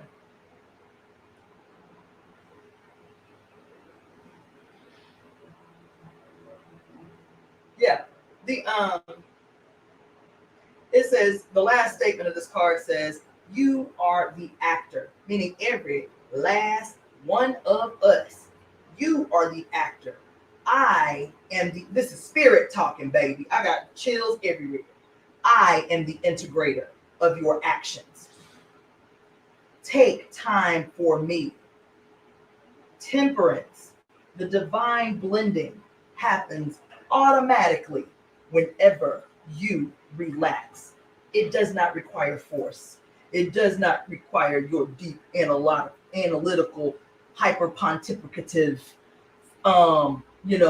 metaphysical thinking. Whenever you relax, the integrator of your actions is able to take hold and integrate what you need. Child, this is a word. The meditation. Let's see, the meditation for this card. Do nothing. Think nothing. Allow all thoughts to pass through your mind without stopping or fixating. Do not analyze. Do not criticize. When a thought comes, think only. Thinking. And let the words go by. Follow the breath, merely observing. Do this for 3 hours. Go somewhere where you can be quiet and alone. Let spirit speak. Let spirit do its work. We are the actors through whom spirit makes moves. I just told y'all that. That's what the chariot is. The warrior, the chariot. That's what the 10 of Wands says. The wand, the pipe, whether the smoking pipe or the playing pipe.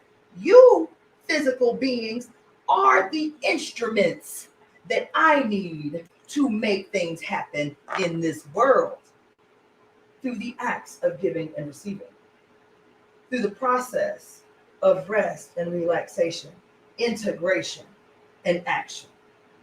Right? That's that card. You feel me? Okay. The next card is the 13th card. You see how the synchronicities are happening? These numbers happening consecutively. The next card is the Sunset card, which in the traditional deck is the Death card. Okay? The Death card. You see him riding into the sunset on his horse with the golds and the blues and the purples and the feeling of serenity, accomplishment. This doesn't feel spooky. This feels like, yes, I did that. The sun is setting. Time for me to rest. That's what that feels like. The day is ending. The day is ending. Isn't this wonderful that this card and this throw happened on the equinox? Listen, the sunset card's name is the transformation card, right?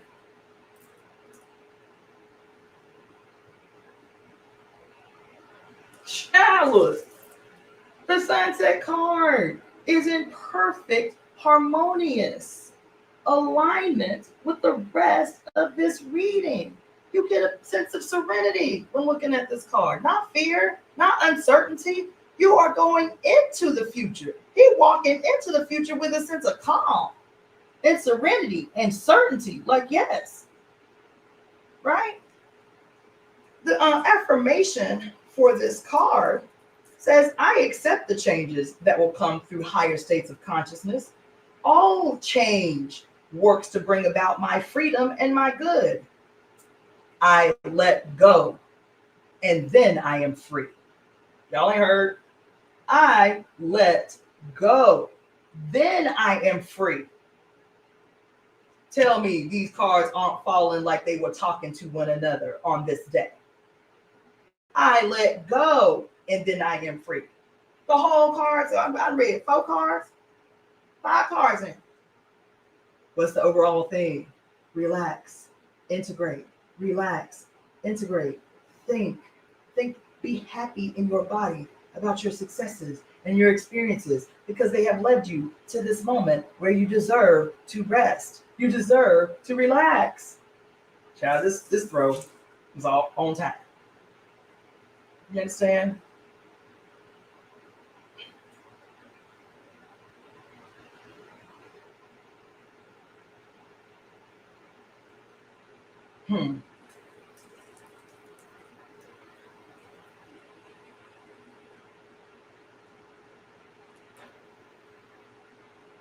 Ooh, child. Listen. I'm gonna read portions of this card because I can paraphrase, but y'all need these quotes. You feel me? Like the setting sun, I am death to that which has been of this day. And yet I promise renewal. We don't get scared every time the sun goes down. But we don't, because we are a part of the body. We know the cycles. We aren't fearful every single night. Is the sun gonna come back up?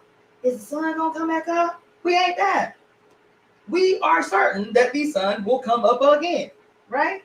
I promise renewal. When there is no other way out, I come. I am kind. Only I can offer the opportunity to leave behind the unsolvable problems. I am firm. There is no return to what has been. Through me, you are called to the Creator. You are called to listen once more to the great plan and the part you must play in it. What have we been talking about all day? You understand?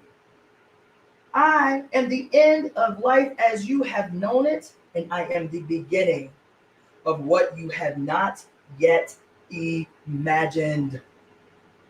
The beginning. What did I say?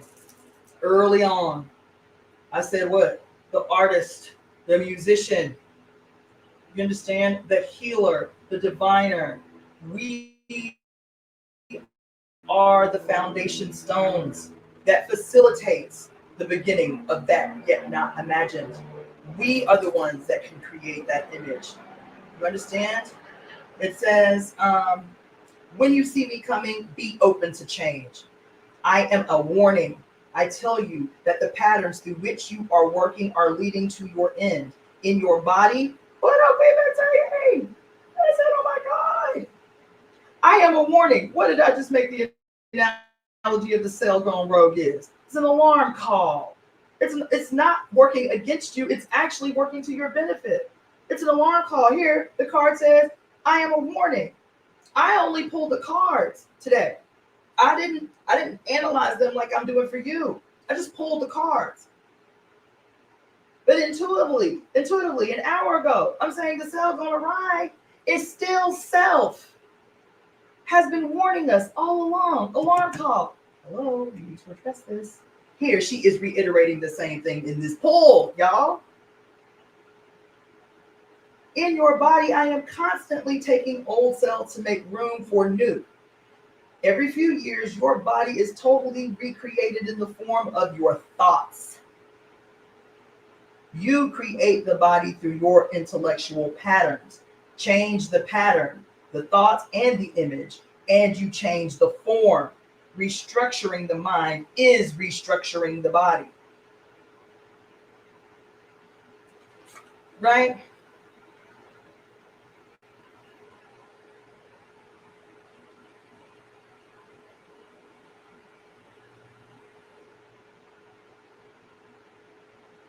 Listen, fear of death is the fear of change. Fear that your good will not come. Fear of death is the fear of the law. The law is, as you think, so you will be. Fear is overcome only by love.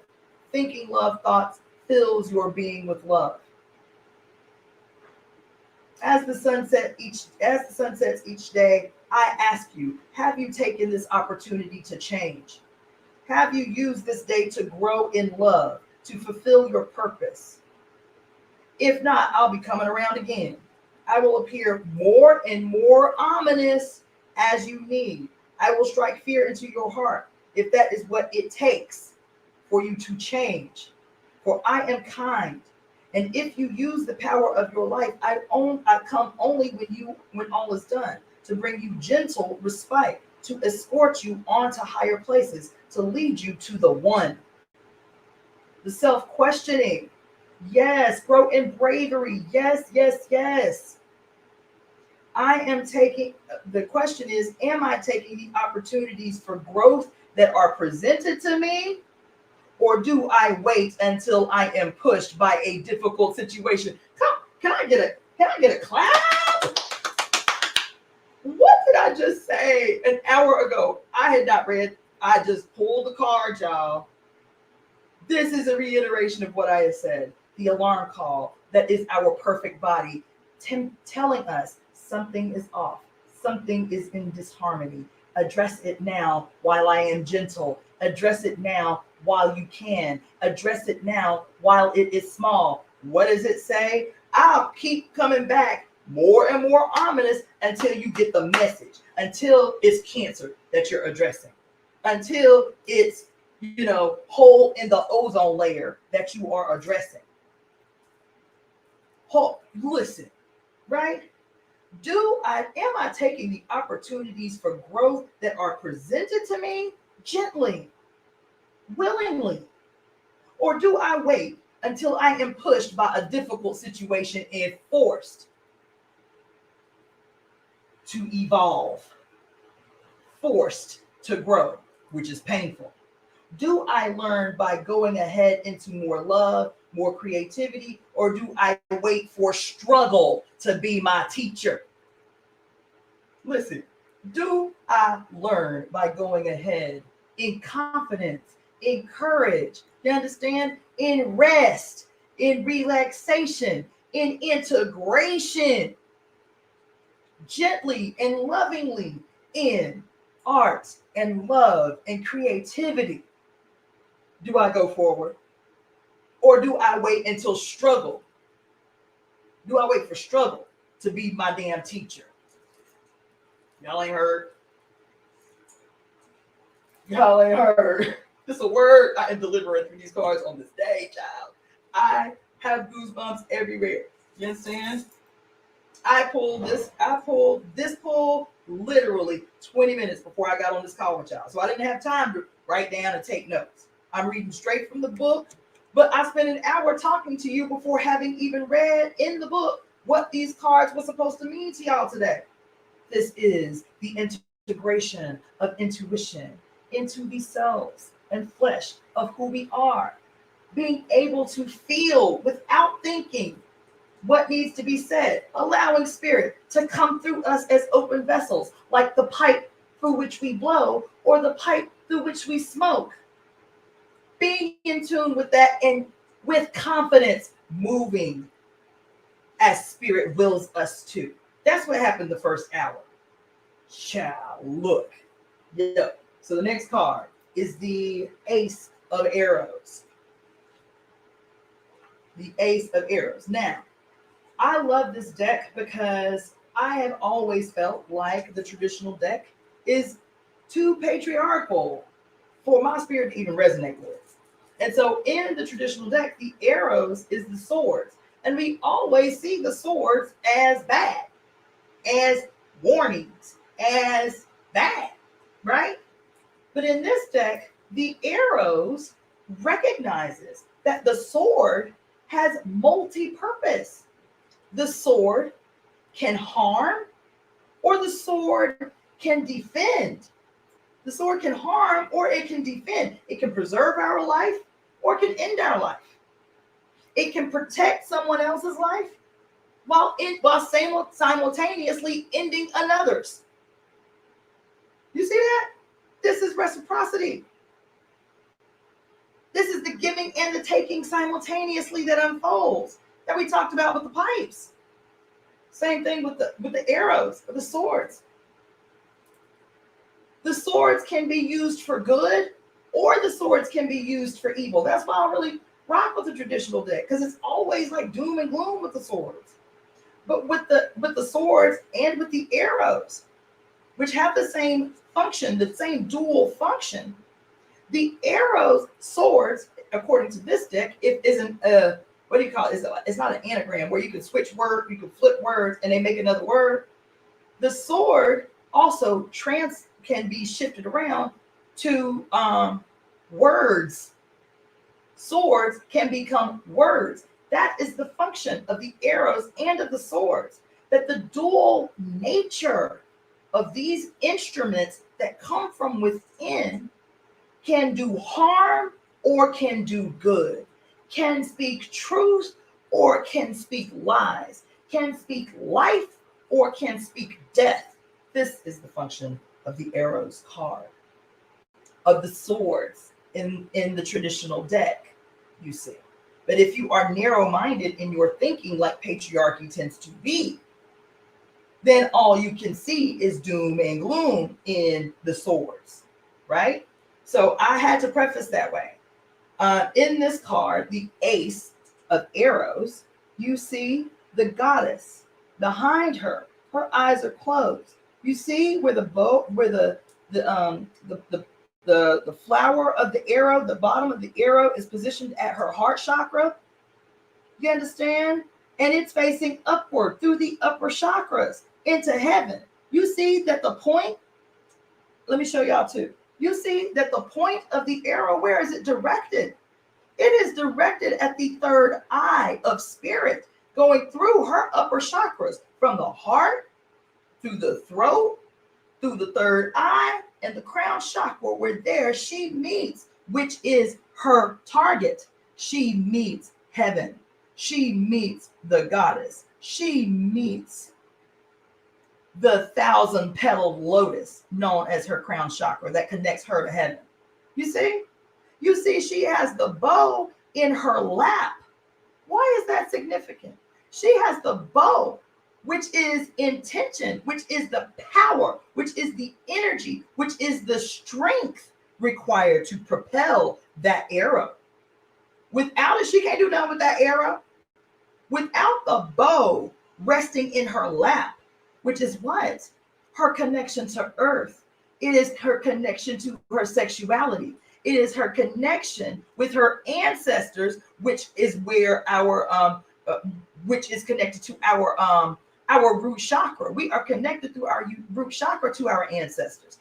It is purposeful, this card, residing in her lap, anchoring her through her ancient wisdom, through the ancestors, because this is where the power is going to come from. This is where the energy is going to come from. This is where the direction that she chooses will propel that arrow forward into her intention, which is her higher self and her connection with the goddess, with spirit, with heaven.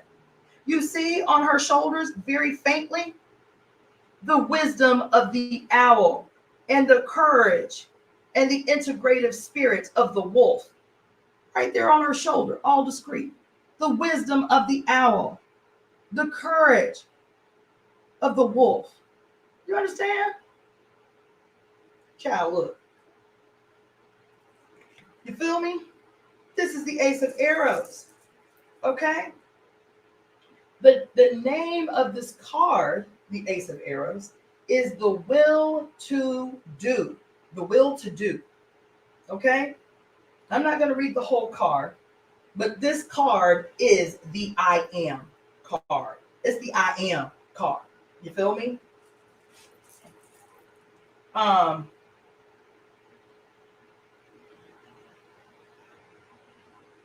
It says this card is the beginning of the power to will. To will. Here, you discover the blueprint for your life's work. Listen. The arrow and the bow must work together for higher consciousness. The arrow and the bow must work together to each achieve higher consciousness, spiritual ascension. You see that? Again, the integration that comes from the Temperance card. The integration of the Temperance card. You see this? One has no useful function without the other. The bow and the arrow. The bow and the arrow. One has no real significant function without the other. But you see their positioning? You see their positioning? How the arrow is representing, starting with the heart chakra, the heavenly chakras, and the bow represents from the bottom of the arrow, from the heart chakra down, the earthly chakras, marrying, blending heaven and earth. Heaven, blending, harmonizing, integrating all that is necessary from both heaven and earth to create a perfect union that yields action. Y'all ain't hearing this preaching that's happening right here today. You feel me? Here you will discover the blueprint for your life's work. Both are necessary, heaven and earth. Both are necessary, spirit and flesh. Both are necessary, left and right brain. Both are necessary, conscious and subconscious mind. Both are necessary, spirit and flesh, to recognize and discover the blueprint that is your life's work. I will myself to be brought you into existence. Now you will get in touch with the form this life's reality will take you through your being. Your consciousness is penetrated by thought, the gift of intelligence, so on and so forth. Okay, your words and so on and so forth, right? I'll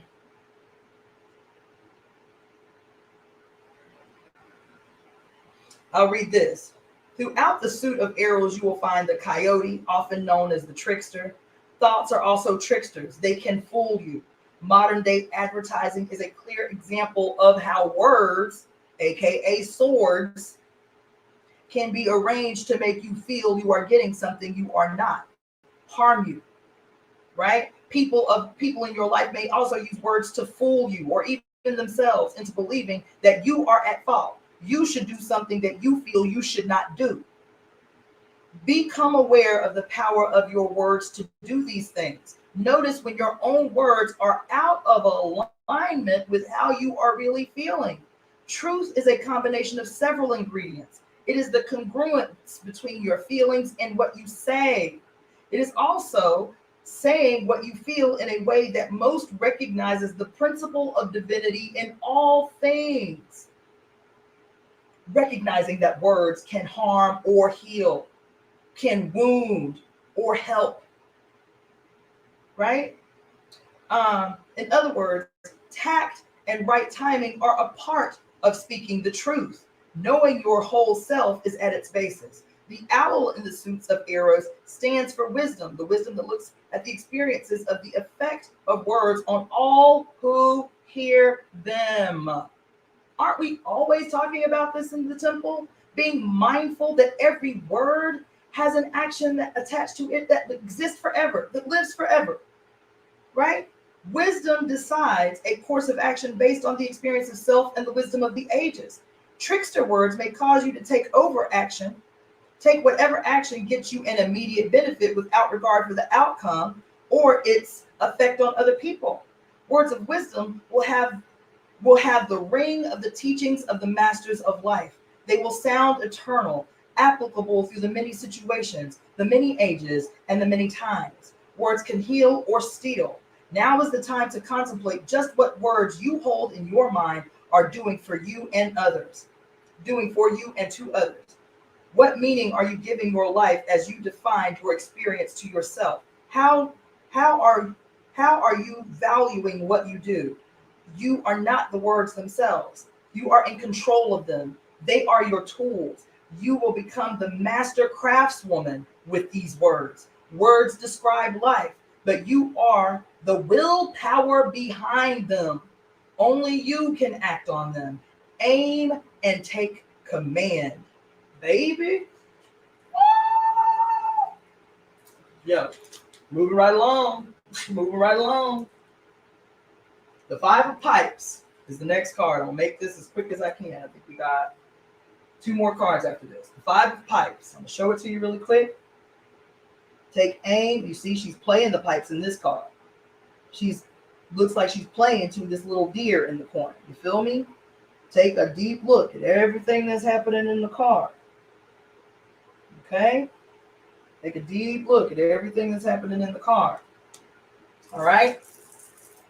The Five of Pipes card, its name is the allure. It's called Allure Through Opposition. Allure through opposition. Okay? Child. Now remember, for those of you who are joining late, for those of you who've been on the whole time, this reading is the reading of the Temple of Evolutionary Emergence as a whole. This is our reading. So whatever resonates to you, you keep it for yourself and act on it. I don't know if you know, but the general rule of thumb is whenever you receive a divination of any kind, you The benefit or the power of that divination is best acted upon within 7 days of receiving the divination. Take some measurable action based on what came from the reading. Okay? This card is a lure through opposition. This is the reading of the Temple of Evolutionary Emergence. The very first line in the card is, it is time now to go out into the world and share my dream, to give myself to people, to give myself to the people, right? I know this is a challenging time when my life could be altered by the will of others. My ideas will be up for scrutiny by those I want to please. So, Great Spirit, I accept the courage to face the world with that which you have given me. I accept the wisdom to know how to expose your divine nature within me to those who have eyes to see me. I am strong in my commitment to the essence of my vision, that the essence of my vision will remain true to that which you have inspired me to do. Y'all, I will lure the world to its own divinity by the nature of love you have given to me. I will call to the wild unknown, the strength and beauty ever present within me. Your breath, your life will pass through me, and I will be at my best. Your breath, your life. She is playing the pipes. Imagine that we, again, are the pipe, and she who is playing is the Great Spirit, the Great One. You understand? Through your life. You understand? Through your breath, passing through me, I will be at my best. All right? So this card, so I like this deck because even the warning cards are gentle cards. This is a warning card.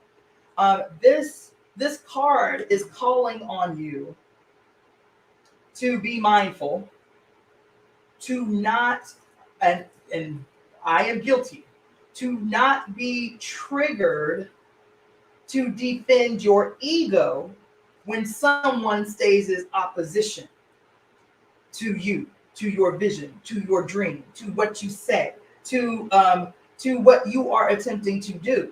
It is to not fall victim to the need to, quote, defend yourself when your intentions are true, when your intentions are genuine, when your intentions are led from heart, right?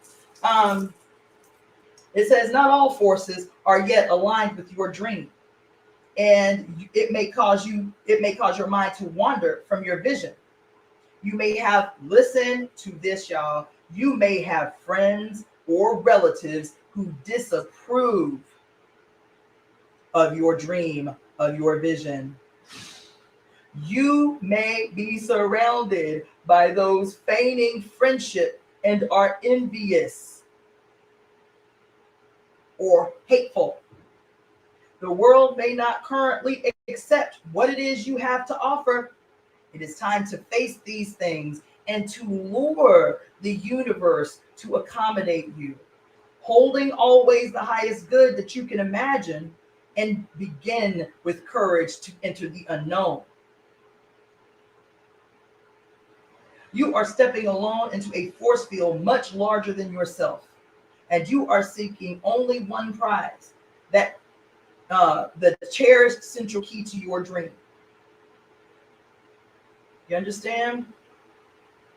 Your fears will rise up. Your expectations that others should already listen. Your expectations that others should already be attuned to your needs will be confronted. You are alone in a small, you are alone and small in a field of seeming opposition. It is time to go forth with your gifts and pull out your talents and use them however meager you may think them to be. This is what the universe is asking of you now, to trust your higher self. Wait a minute. Let's go back to the ecstasy card. The universe is saying this shit, you may not even be able to see the future, but call on that which you have kept hidden, your higher self, your secret self, your shadow self. You understand? Because this job got to be done. You got to go forth regardless of the opposition. You got to go forth and do the shit regardless of the naysay and the disapproval of those that you care most about. Aren't we talking about this all the time? Right? It says pull out all your gifts. Pull out all your stops. Pull out all your gifts. No matter how small you think they are, pull them out. Pull out the pipes and blow your life's breath into them. Give it your all. This is the ego's battle to transcend its own boundaries.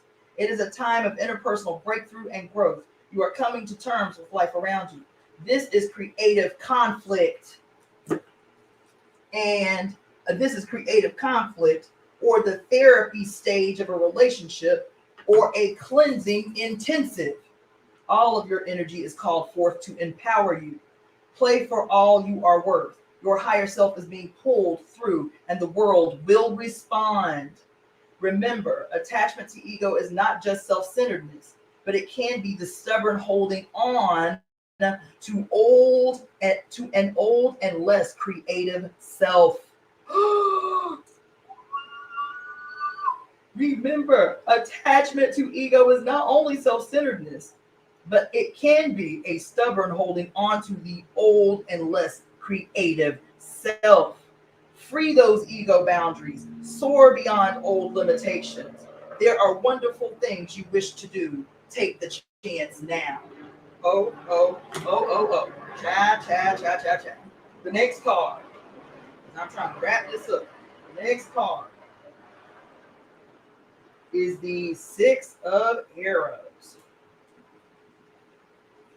And I have one other card after this. The Six of Arrows, again, the Swords card in the traditional deck. See, she's walking into the future. She got her hand up like the light. You see the sun around her head, kind of look like it's blinding her, like she's shielding her eyes from the sun.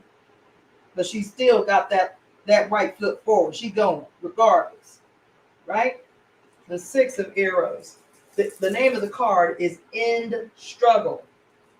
I take time now to reflect on that which I have done. Tell me this isn't a repetition of theme through the entire whole. I take the time now to reflect on that which I have done. I have met the challenge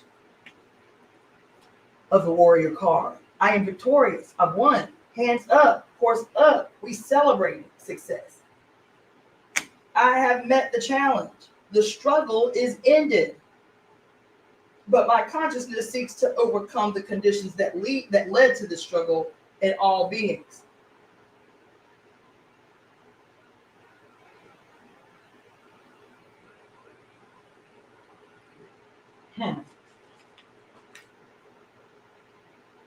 Again, let go of the ghosts of your childhood. This too is in alignment because the warrior card says, look on your past, but only on those things that were successes, that brought you a sense of joy and accomplishment.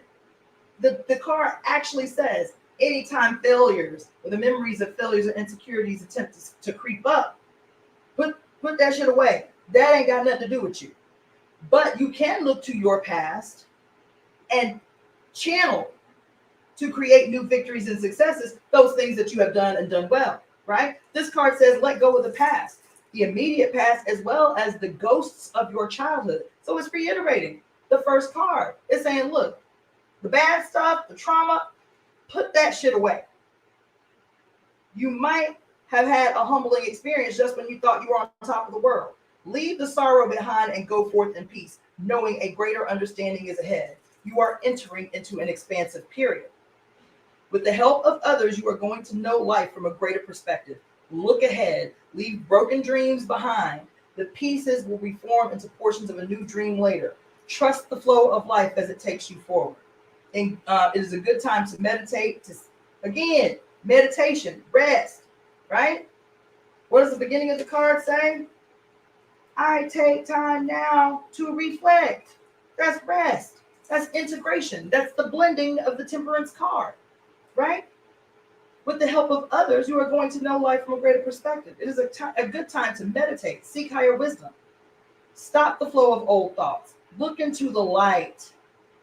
You have reached a plateau before you could climb higher. Your first goal is reached. Your sights must be set higher. Cast away fear and doubt as you flow forward towards the dawn. Okay?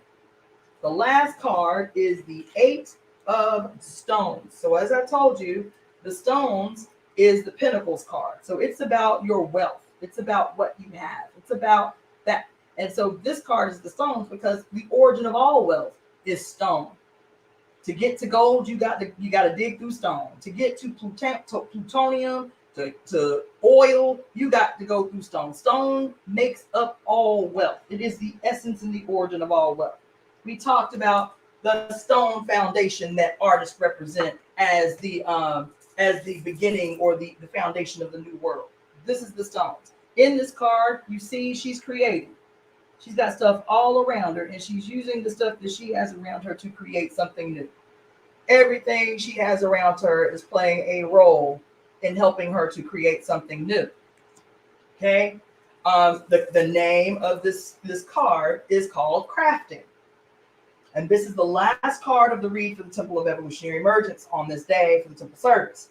Nothing pleases me more than to take the elements necessary for my creations and put them together in a way that calls out, I am beautiful. In my work, I uplift the vibration of the world. Many are pleased and find my goods useful.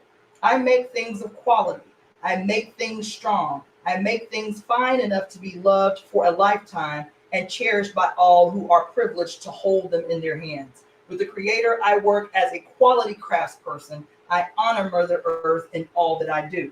That's the prayer for the card. So it's basically talking about this card. The essence of the card is about whatever your craft is, right? It may be physical, it may be art, it may be playing the pipes of creation. You know what I'm saying? It may be archery. It may be of the arrows card. It may be, fencing the swords of this that have been presented in this card. Whatever your crafts are, it's saying that this is a period that you need to be refining your skills. You need to be, in your day-to-day pursuit of higher things, refining your skills. And attempt to make this relationship between the creating, because she says, what? I am a craft person, but my craft isn't empty. In everything I produce, I am honoring Mother Earth, because stone is the essence of all things.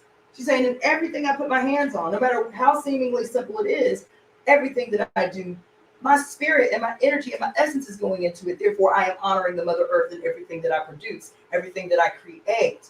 And I am conscious in this relationship between me and Mother Earth. In the day-to-day routine pursuing of spiritual qualities, we have to make our pursuits of spirituality, of ascension, of higher things evident in that which we produce on a regular basis. Right?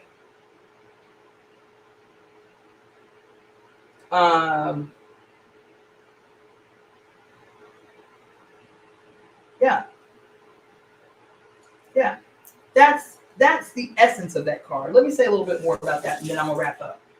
So this is the reading, okay? This was a 9-card pull for those who joined late of the Medicine Woman Inner Guidebook and its corresponding deck, the Medicine Woman Inner Guidebook.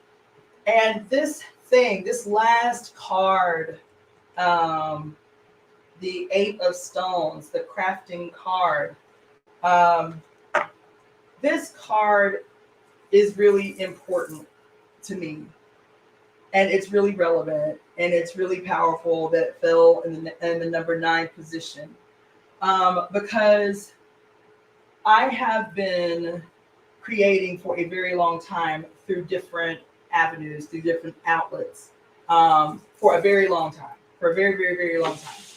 And I have been, even when I was younger, even when I wasn't like really aware of spirituality that much, I was always still very purposeful in the process of creating. I didn't do like mindless creating. Even when I started creating for money, when like for my jewelry business, when it became a business as opposed to something that I just did as a hobby, or when I stopped just doing my hair and started doing other people's hair for income, I was still very deliberate about the environment and the atmosphere that I set before I put my hands on something to transform it.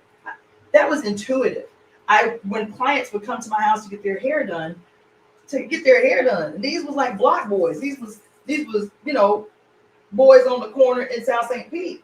I was still very deliberate about what we were going to watch on TV, that I had their attention for 2 hours. It has to be purposeful. That what music we're going to listen to. Are they going to leave better than when they arrived, with more than what they arrived? I was very deliberate. And I was an atheist at the time, but I was still very methodical about setting an environment that constantly was teaching, pouring, and like integrating what I was feeling inside myself when I was preparing to do for others. To be able to put my jewelry on display in a way that I was certain that even if my display wasn't awesome, you understand, that the creations themselves would call to people and draw them to me. And that has happened. I've never, because I don't really like vending. But whenever I've set up, I don't spend a lot of money on my display. I don't. I probably should, but I don't. I was like, the jewelry will speak for itself. It'll do what it do. You understand? And it always happens. The first person, I did a vending thing this past weekend, and the first person that came to my table was the very first person, was a woman, and I was at a Mexican event. So it's important that the very first person that came to my table to purchase from me was a child of Oya. She said that she was like, "Oh my God, Oya, I love her. She that's who I'm drawn to. That's who I'm called to in the tradition." She had received her hand to V5, but this was a Mexican woman who said, "That's who my mother is." You understand? So I was like, okay, yeah, that which I create serves multiple purposes.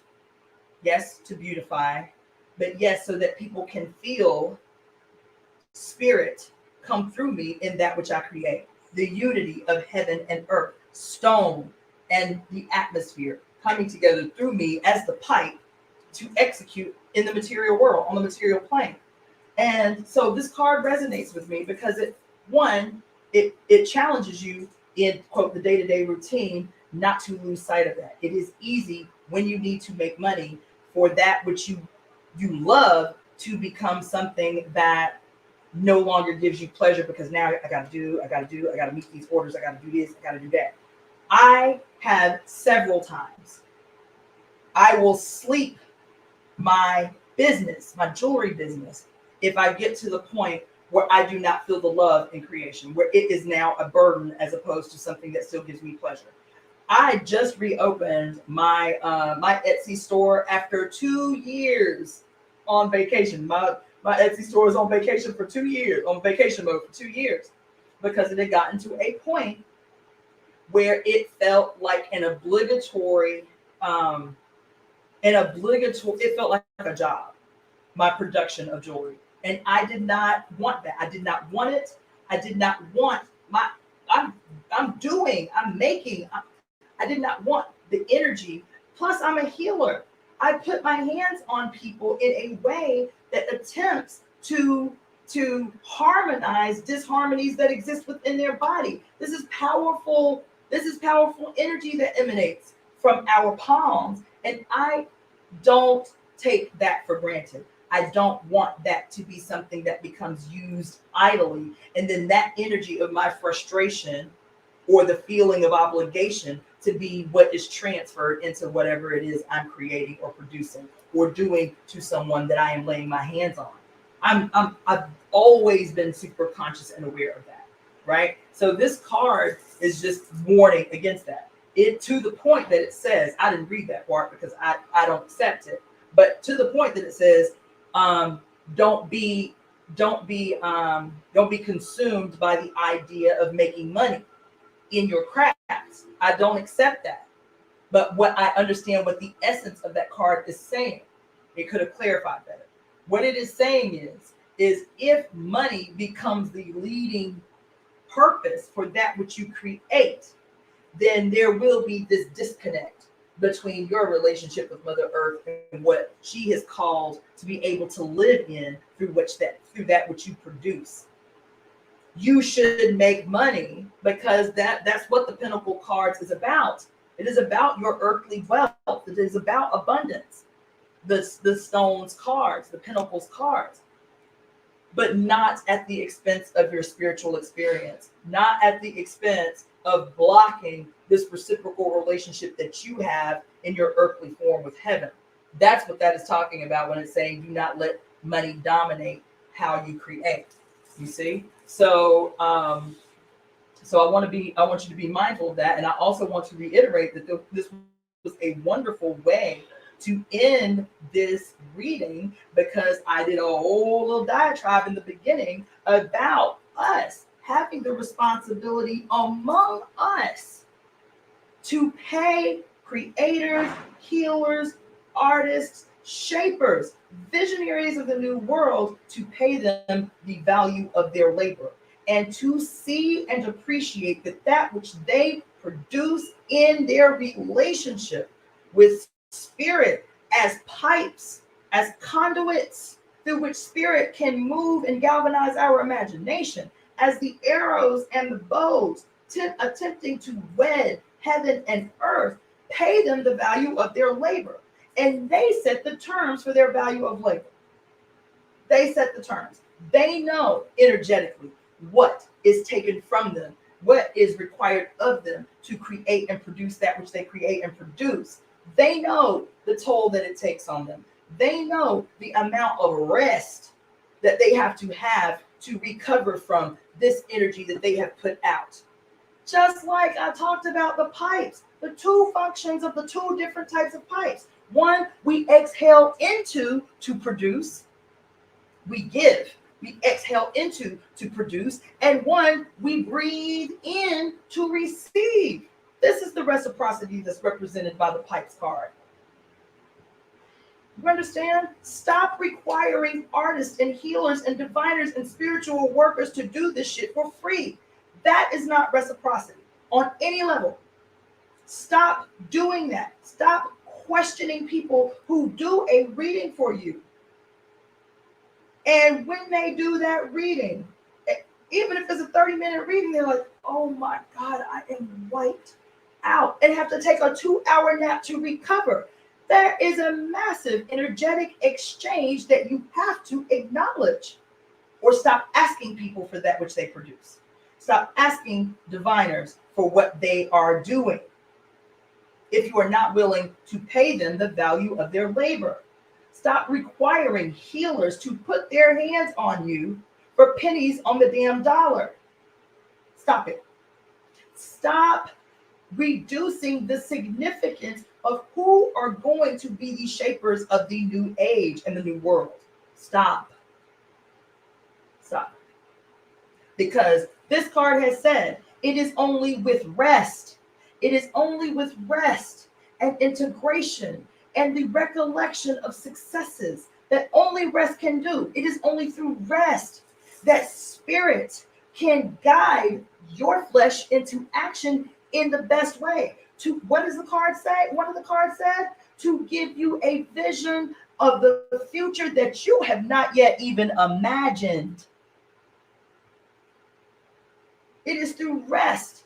It is through reciprocity, which is what the pipes card and the arrows card was taught, and the wands, we're talking about the whole time.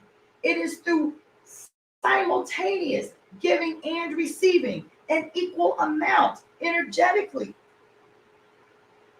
that allows for us to be freed up in a way that those things that have been kept in our subconscious, held hostage by noise, by trickster words, the way this reading says, right? Trickster words and trickster images have been kept quiet, have been kept secret, the ecstasy card.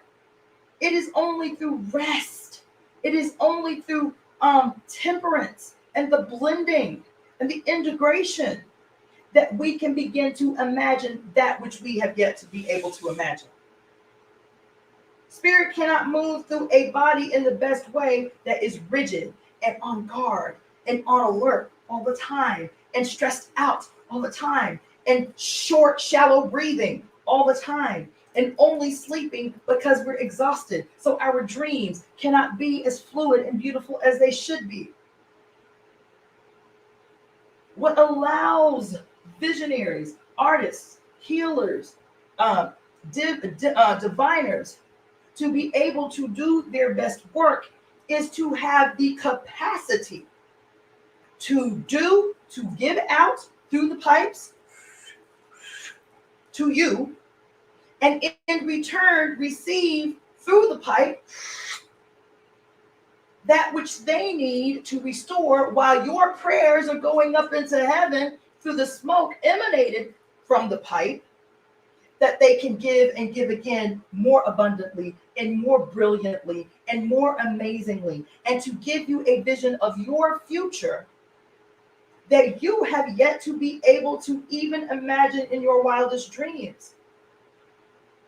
We cannot, especially those of us who say that we are in any way forward thinking, visionary, activists, ahead of the curve in any way, we cannot demote the significance, diminish the value of artists, healers, visionaries, diviners, witches, spiritual workers of any kind, healers. We cannot. Because I'm going to start saying that if you do that, if you be nickel hagging and trying to bargain with teachers, I don't want to leave teachers out of that, with people who do this kind of high energy expenditure work, and you want them to survive off bare minimum in energetic, in what they receive energetically, you are guilty of perpetuating, recreating and perpetuating the same old shit that we say we want out of. You are guilty of it.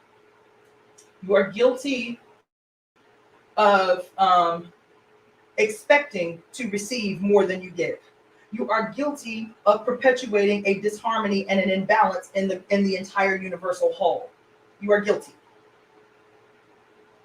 We have to do this work. This work will be defined by those who give us, who broaden our imagination, who give us the energy and enthusiasm to do that which we wouldn't have thought about doing before, who give us the courage through imagery to do that which we were afraid to do before. So I just really want to say that. I want to also do something else. I am going to be switching up my whole platform. I want to be a lot more disciplined and organized and deliberate about how I facilitate this process called the Temple of Evolutionary Emergence. Right now, just because there's so much coming through, I just randomly every day make a commitment to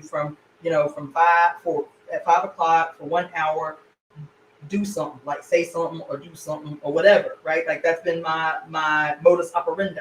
And then on Saturday, do a 2-hour service. I've been doing this at a time of the day that may make it difficult for people to catch it live. 1, 2, I'm on the Pacific Coast, so I know that creates like a weird time differential. I want to, 1, start doing these temple services later in the evening, like much later in the evening, when the entire world is much more quiet. So I want to start doing the temple services and my daily read through the week at a different time. And so that's the thing. Right now, through the week, I started last week reading the book Pure Lust, right? So I want to reiterate that. So what I'm going to do until we're done reading this book is I'm actually only going to read for 30 minutes, or I may do it as a separate read. I may do two different things. I may do the read for 1 hour and then an actual temple talk later in the evening, because I want y'all to get this book, to get hip to this book, to be fed from this book the way I'm being fed from this book. But also there are very real things that I need to happen that are very specific to the temple. So from now on, I'm going to promote this on my Facebook channel, on my Facebook, and also in our Facebook group, the Temple of Evolutionary Emergence. But I am going to have themes for each day of the week from now on. So Monday through Friday, when I do these lives, they are going to be themed, so I can create kind of like a momentum and a way that people can know what to expect each day instead of me just going off on whatever quote comes through me on that day. I want to be more organized and more disciplined about that. So what I decided today, and this was actually partly because the sister had inboxed me and said she missed the energy of the book club that we did when we first read The Great Cosmic Mother. She really missed the energetic exchange of the book club that we were doing through Zoom, right? We were doing a book club specifically through Zoom for The Great Cosmic Mother, and she's like, I really missed that. I really missed like the feedback and our ability to be able to talk to you and hash out ideas or understandings that we had or whatever. So I really want to do that. I really appreciated that feedback. So what I'm going to do is Mondays, because people have been kicking my ass about movie reviews too. I don't do them very often because it requires a lot to deep dive and break down these movies, but people have been kicking my ass about movies that they want me to review. So Monday are going to be movie review days. Tuesdays are going to be story time days. Wednesdays are going to be, I have to figure out a name for it. I'm calling it Bible study right now because that's the energetic exchange piece that I was talking about. So we might facilitate that through Zoom on Wednesday, right? See, somebody else just said the same thing. I missed the Zoom interactions. So Wednesday we might facilitate, quote, the Bible study through Zoom. Now, the Temple of Evolutionary Emergence, we got a lot of books that we read. We got a lot of books that we reference to. But if you want to know what the Bible is in the Temple of Evolutionary Emergence, it is The Great Cosmic Mother, Rediscovering the Religion of the Earth. Now, that is fluid. It may change. It may be an appendage of a collection of books that we call the Bible of the Temple. But for right now, this is the one. This is the one. Great Cosmic Mother, Rediscovering the Religion of the Earth. So that, it may be other things that we bring into that process, but for right now, we're just going to be revisiting the Great Cosmic Mother on Wednesdays in this Zoom, quote, Bible study. Thursdays are going to be a health series. So I'm a doctor, and people are always asking me, not only for quote health information, but they are really interested in the esoteric history of alternative medicine in general, and in particular, 5 elements theory of traditional Chinese medicine. Right? They are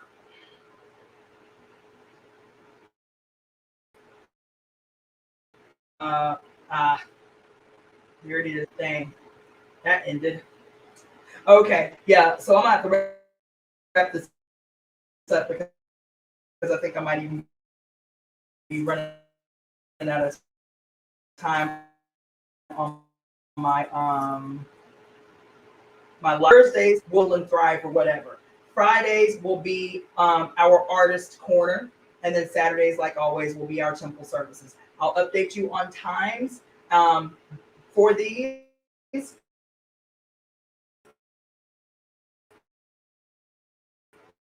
And I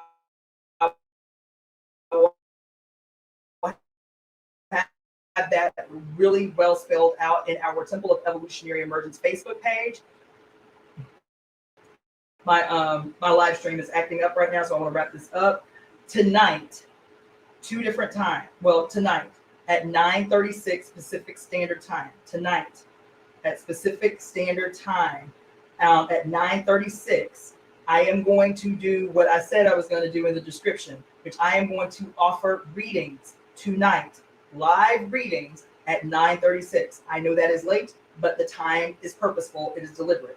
At 9:36 p.m. Pacific Standard Time tonight, I will be offering live readings. How I will facilitate that, it won't be on IG because I'll need my phone. It will be only on YouTube and Facebook and Twitch. So tonight, what I will do is I will ask questions live. I will answer questions live. You post your question, you get and you can ask up to 3 questions. The questions will be $11 each. I will do a live from this card, from this deck, the Medicine Woman Tarot deck. I will be doing readings. It's $11 per question. You can ask up to 3 questions. That live I will do from 9:36 p.m. to 11:11 p.m. on this equinox.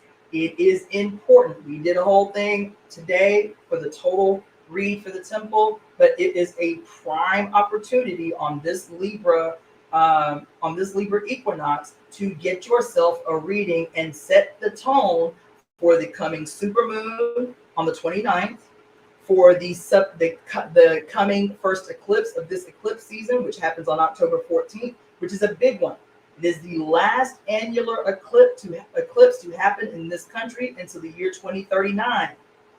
It's big, powerful hit on the pike over these next 3 weeks. Plus, we have Halloween or Samhain or Dia de los Muertos or whatever it is you celebrate that is an honoring, a collective honoring of the ancestors and their intervention into our world, right? Their ability to communicate to us. This is powerful time.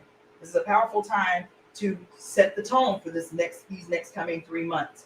So get your reading tonight. I will be doing $11 a question. I will be doing a live reading from 9:36 p.m. to 11:11 p.m. tonight, Pacific Standard Time. I know it's late, but the world will be quiet, which will make it much more efficient for us to do this reading energetically, right? So log in tonight. I will post that as soon as I'm done with this call tonight. And so, and I will also post how you can make your donation for these readings, $11 per question with a maximum of 3 questions on this approximately 2-hour call. So that's through Zelle, Venmo, PayPal, and Cashapp. And you will be required to pay live. So I will see when the notification comes in that you've paid.